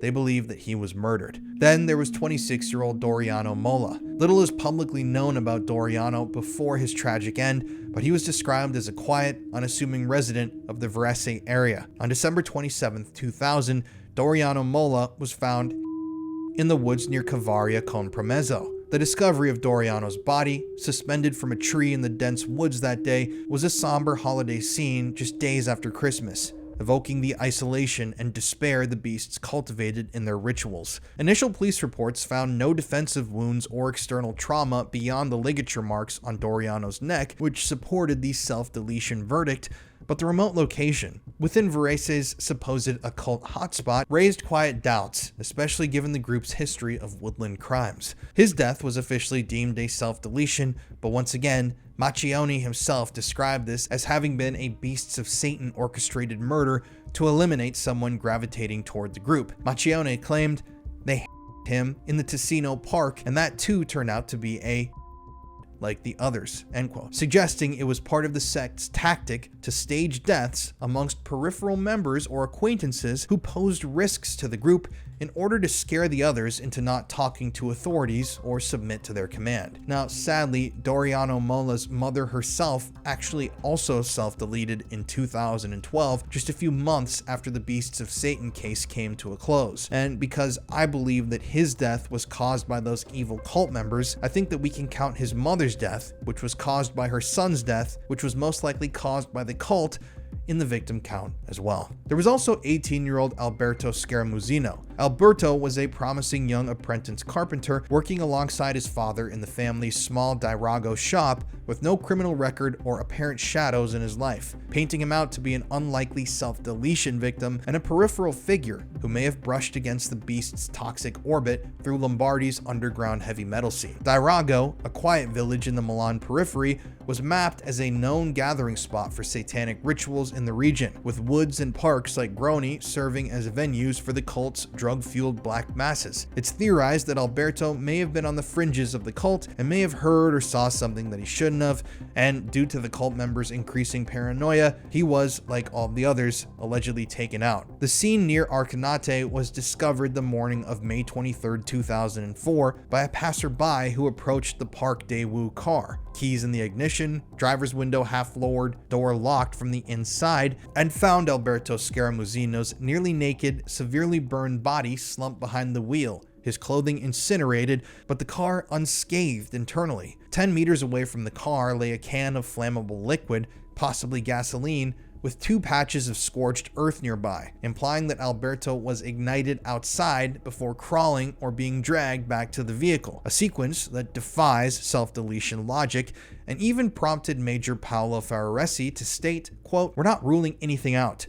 To understand the truth, we need to work on both fronts and seek evidence that supports one theory or the other," end quote. As it turns out, a young woman returning home around 4 a.m. the night before Alberto's discovery had seen his car at a dirt road entrance off Via Gallerate, leading to some woods tied to local satanic lore.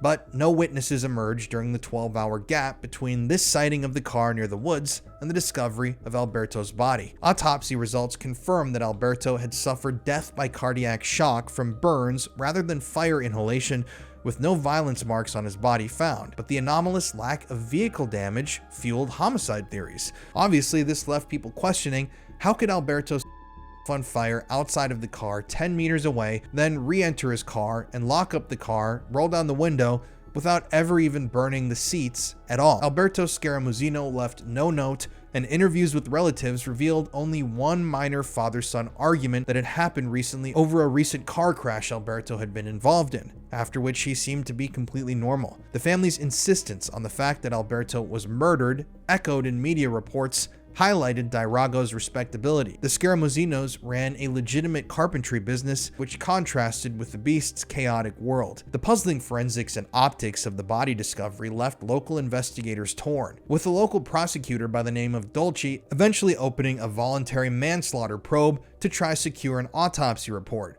probing for accelerants or external hands in what Maccione's vague allusions to burnings suggested as a patterned elimination. So, you've got one guy who, I think definitely was burned in the cemetery by the beasts.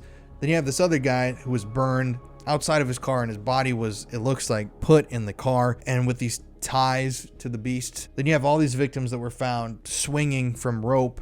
I have to really watch how I say this on here. It just gets weirder and weirder, because there's also the supposed death of an unnamed prostitute, which was admitted to by Maccione during his interrogations. You see, in one startling confession, Maccione referenced a possible foreign prostitute who, according to him, had allegedly been sacrificed by the group in a human sacrifice ritual. Maccione claimed that in the early days of the cult, the Beasts of Satan had hired a foreign prostitute to accompany them one night, and claimed that they brought her out to a quarry in Brugherio, drugged and bound her, then carried out a satanic ritual complete with blood drinking and chanting that ended with them essentially torturing and stabbing the bound woman to death before disposing of her body somewhere nearby. And remember victim Christian Frigerio, I talked about him earlier, who disappeared and who has never been found? Well, Maccione suggested that Christian heard about this ritual, or was actually there for it, but opposed it greatly. And Maccione claims that the group, fearing Christian would go to the police, had him killed. It should be noted that no body has ever been found to prove that this story really happened, but it is known that Christian disappeared and was never found shortly after this was said to have happened, so do with that information what you will. There was also a David R. who was found with a clothesline in a wooded area behind his house with the lyrics to a Slayer song called Richard in his room. This obviously was suspected as a beasts-induced self-delation or murder, due to his fear of the cult. David R. was a local from Sonno Lombardo, immersed in the heavy metal scene that the Beasts exploited for cult recruitment, and he frequented bars like the Giardino, where Volpe and his followers loitered and partied. Described by his loved ones as once outgoing but increasingly withdrawn, David returned from his outings in the Milan area in the days and weeks before his death, spent hanging out at bars like the Midnight Pub, quote, covered in bruises, end quote. When loved ones asked David where the bruises came from,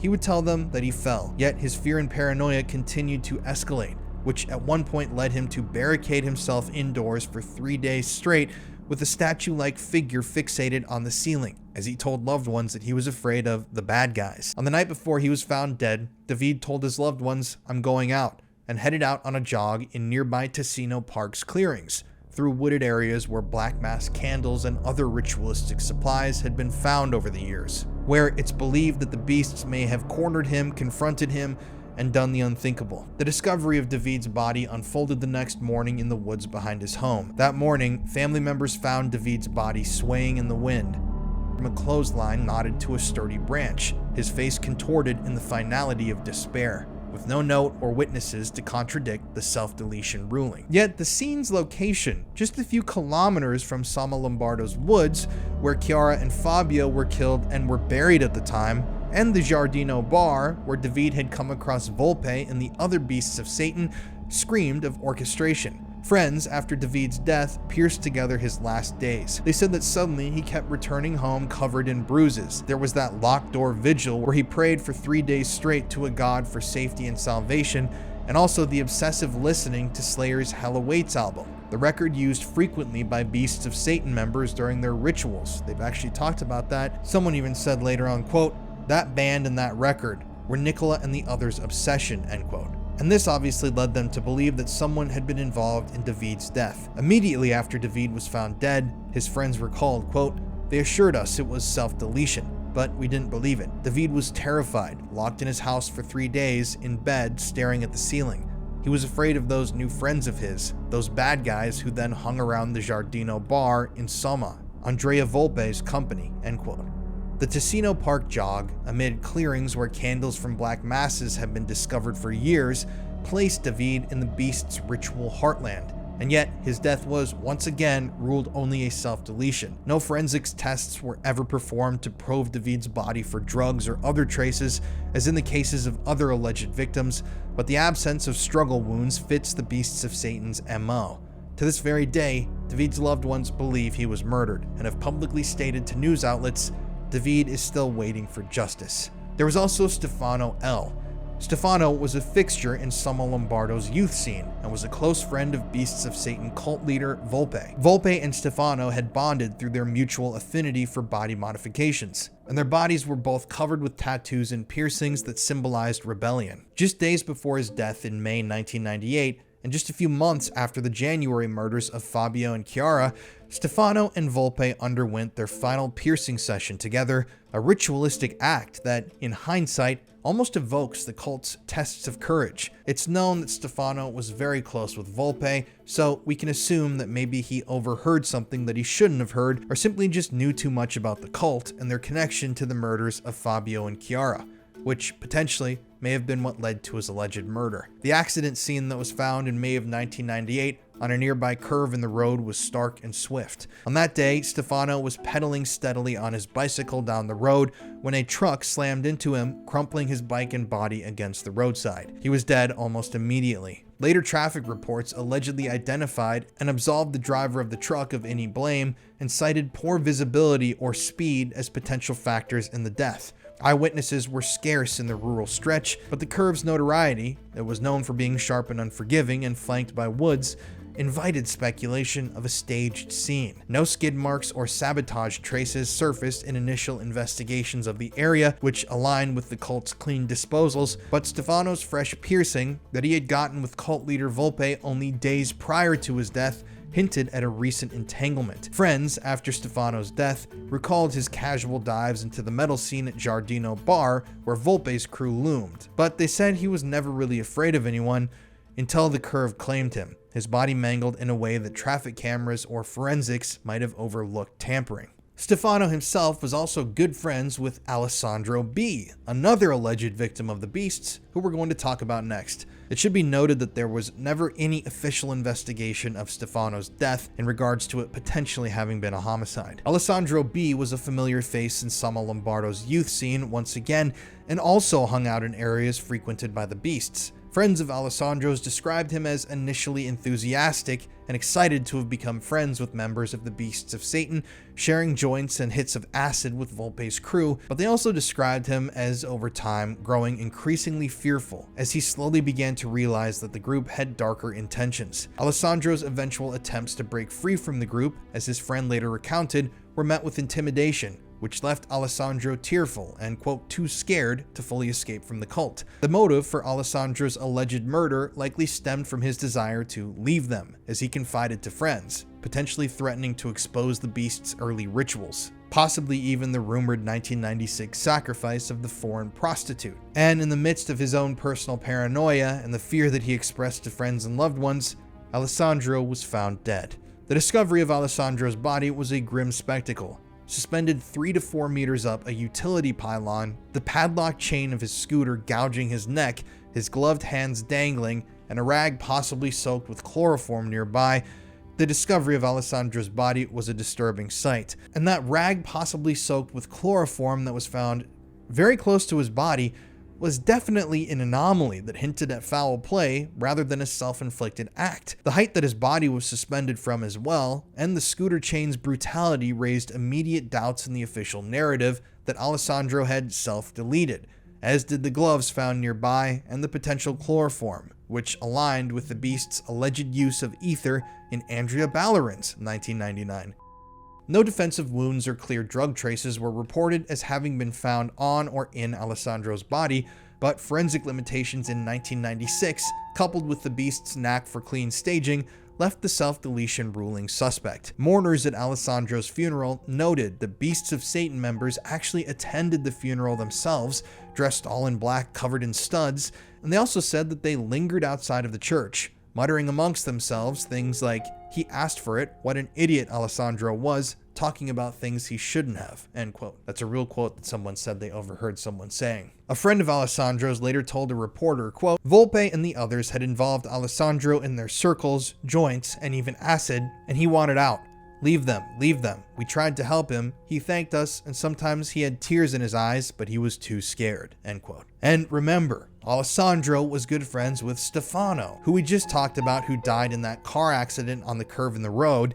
And in fact, the bodies of both men were found pretty close to one another. Officially, however, this death is still ruled a self-deletion, and it is non-suspicious in the eyes of the law. In addition to the previously named potential known victims, Maccione also, at the time of his interrogations, asked the authorities for photos of young people who had disappeared in the area from the years 1995 to 2004, claiming, quote, there are other bodies somewhere in the woods and on the moors. And, quote, I asked to see photos of young people who disappeared at that time. They could be victims of the sect, end quote. He claimed that he could remember at minimum at least 18 deaths beyond the 4 confirmed that had occurred. These unnamed cases likely include additional metal scene acquaintances or recruits who failed tests or knew too much, hidden in Lombardy landfills, quarries, or parks like Brugherio or Ticino. And that begs the question, just how many people are still out there? How many bodies are still out there? How many bodies are in the forest that we were in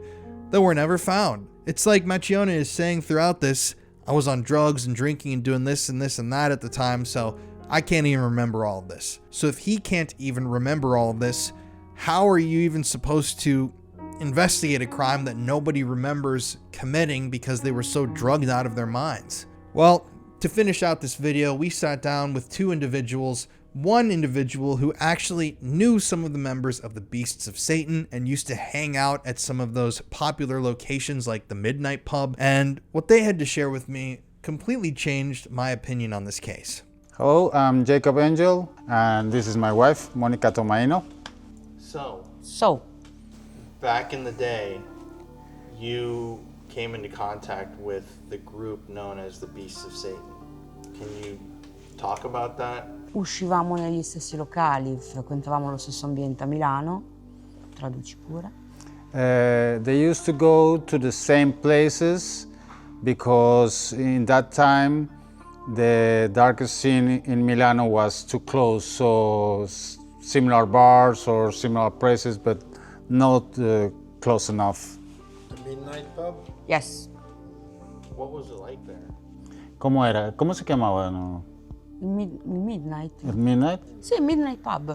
C'era quello, c'era l'Alcatraz, c'erano tutti i vari locali metal e gotici di Milano. In realtà la gente che frequentava, siamo in tanti, quindi comunque bene o male eravamo tutti lì. Okay, I posti sono quelli.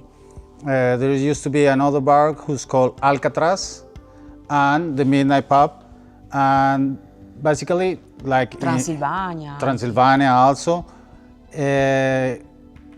Here in Italy, in that time, the scene, the dark and gothic scene, the metal scene and the gothic scene was too close, and they are together in the same area, the same group. So it's like a small group of person, and you know everybody, but at the same time, you don't know everybody. And what was the culture like back then of people that were that ran in those circles?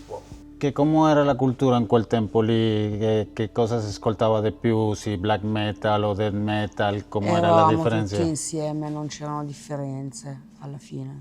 Perché bene o male i locali che facevano gothic o dark erano gli stessi che facevano black metal o metal classico, era tutto insieme. C'era poca distinzione tra un locale e l'altro e le persone erano sempre le stesse. Yeah, like we said before, in the same club, but the difference in the United States, for example, is the same kind of music, or different kind of music in the same club.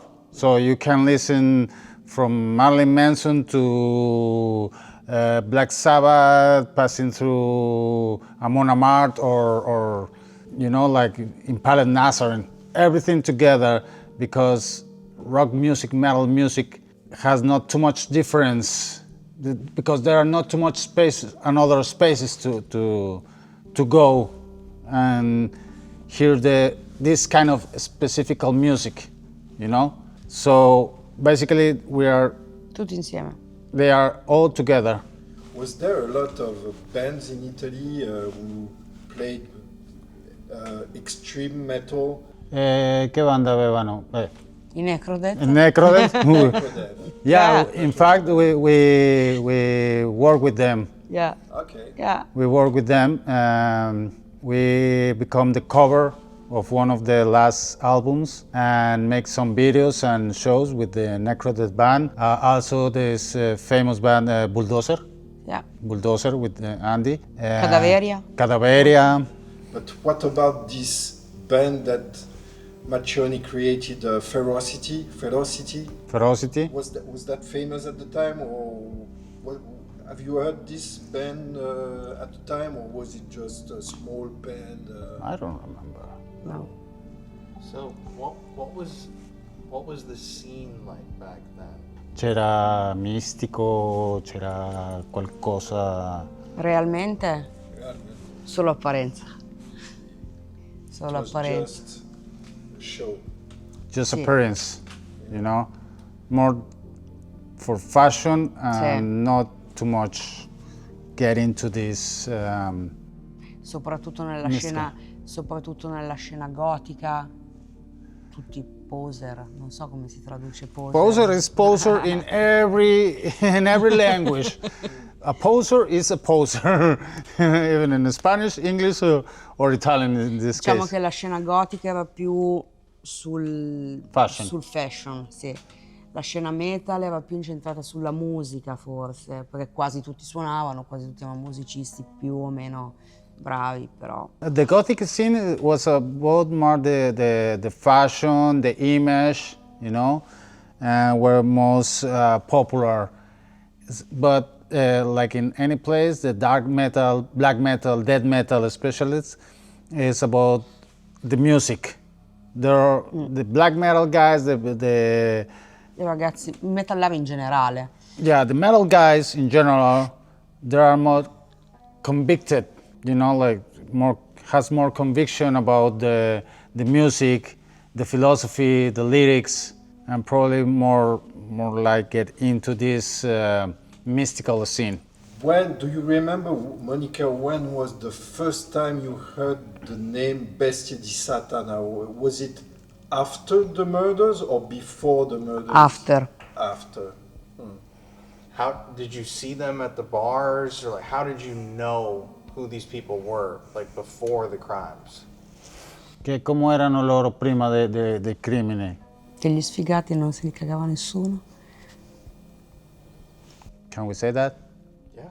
Well, I don't know what it is. E l'ho detto nel peggiore dei modi. Yes. She said in the worst way possible.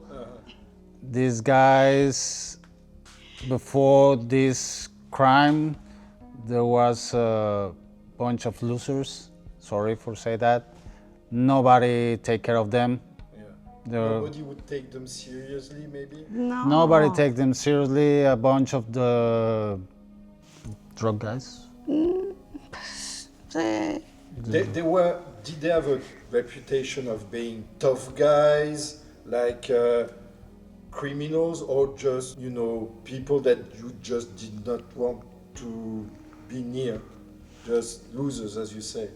Solo loser, non erano criminali, cioè non apparivano come criminali, non apparivano come persone cattive, non erano niente di diverso dal metallaro classico normale, ma loro erano più...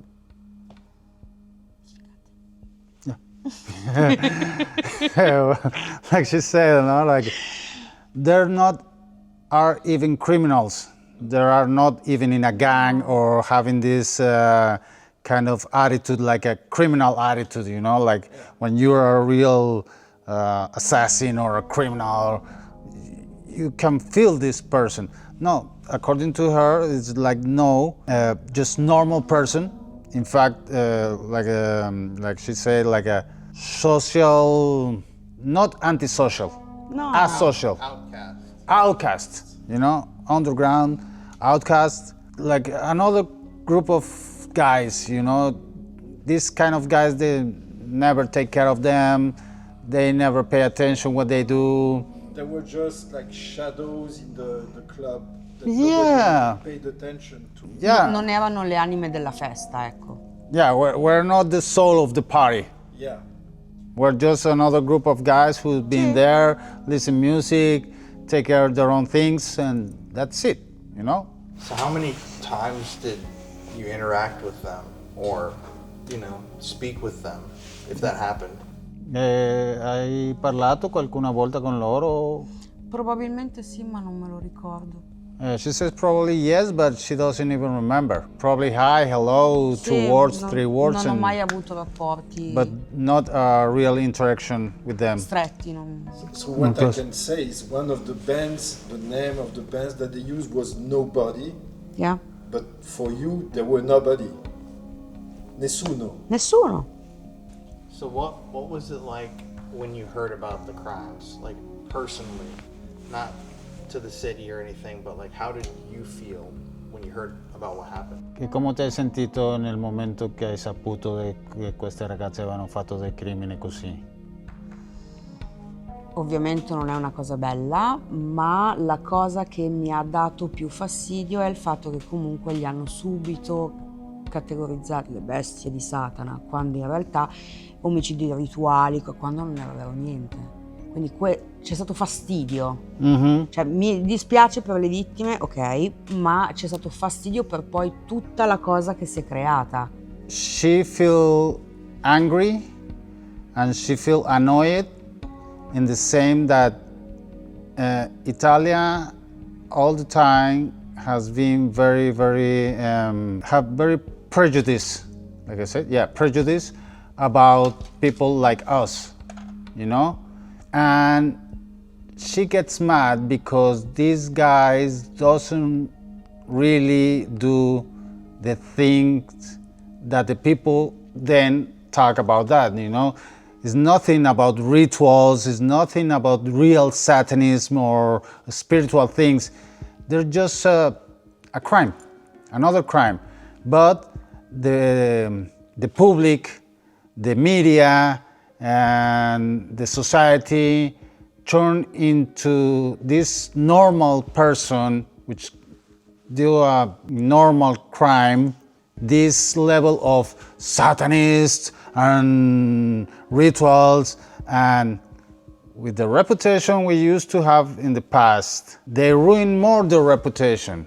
Like all the times happen, if one person from one community is recognized by this thing, all the person in the same community are being treated like that. So the reputation was ruined just because we were black.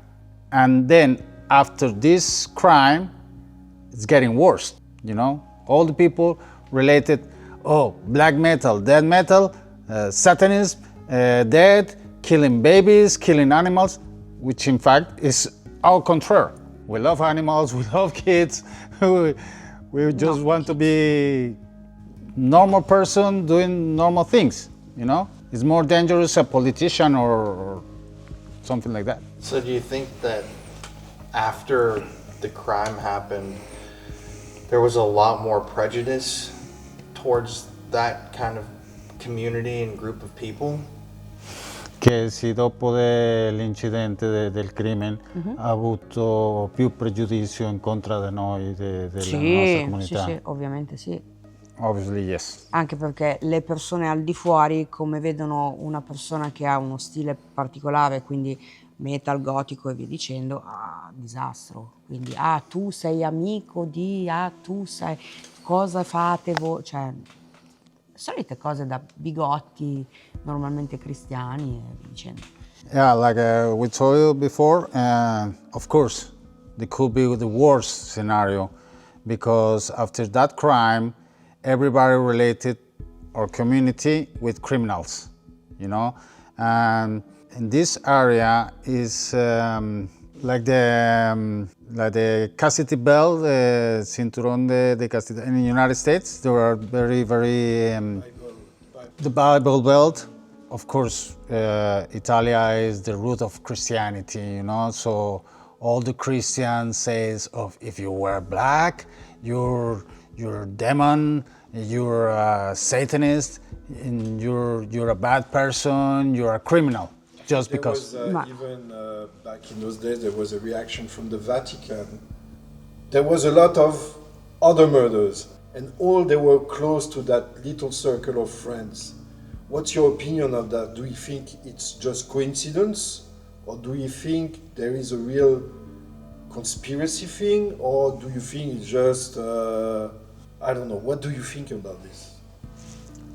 Io penso che qualcosa è stata coincidenza e qualcosa magari cospirazione no, probabilmente è stato un qualcosa relazionato, magari qualcuno c'entrava, sapeva qualcosa e quindi ha fatto poi quello Più che ha per fatto. paura magari. Sì, però non c'è dietro questa grossa organizzazione da dire neanche tanto paura, perché comunque ripeto, non è un'organizzazione grande o chissà di quale tipo.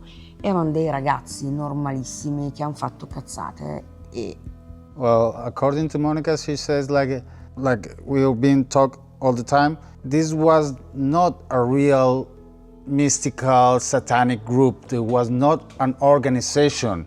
It's just a bunch of guys playing to be bad person, you know? And this crime has nothing to do with a real ritual, not even witchery or satanist or mystical thing, you know? Just propaganda. It was just only propaganda, dark propaganda. Almost 30 years later, do you feel like people are still talking about this case, or is it just forgotten?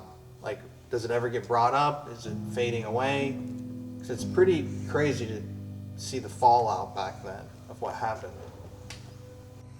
Dopo dei 30 anni, la gente, tu pensa che continuano a parlare? sì, qualche volta sì, poi dipende da quando capita qualcosa di strano, quando ci sono delle cose particolari, allora è la prima cosa che viene fuori, ma perché in Italia soprattutto è stato uno dei casi più particolari, perché in Italia comunque non ci sono mai stati omicidi legati non sono mai riusciti a mettere dentro, comunque ce ne sono stati pochi. E quindi questo è uno dei casi più eclatanti.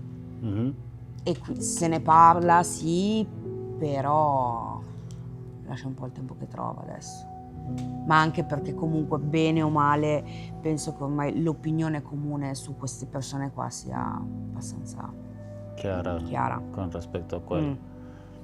Well, in fact, we're talking about this crime right now, but of course, long time ago, people forget, but now with all these new channels about true crime, and they try to remember that because specifically that crime was one of the most particular or most famous, more media, because that typology of the crime, or at least how the people make it feel or make it show this crime, and still sounds a little bit, you know, comes again from the past and say, oh, you know, like this crime looks like the Beast of Satan crime nowadays. Remember that? Oh yes, it's more like a gossip,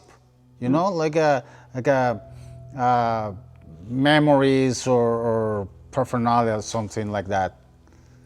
Now, I know that we've spoken a lot about rituals and we've spoken about this and that, but I like the others, like Nico, like his friends that we interviewed. I believe that these people were not real practicing occultists or Satanists. I mean, just look at all the alleged murders and the victims. These were all people that were going to rat on them for killing these two people, most likely for their life insurance money. And it just cycled into this big thing where, oh, now we've killed 3 people. This guy knows about this. We got to kill him.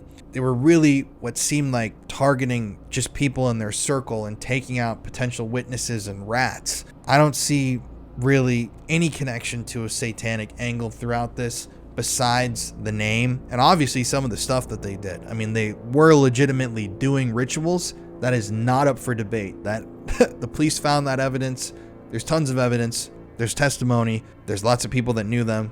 They were doing those things, but were they actually doing them? No. Were they actually reading like grimoires and trying to do these old occult practices, alchemy, anything and everything, studying the ancient texts, even looking back to Crowley?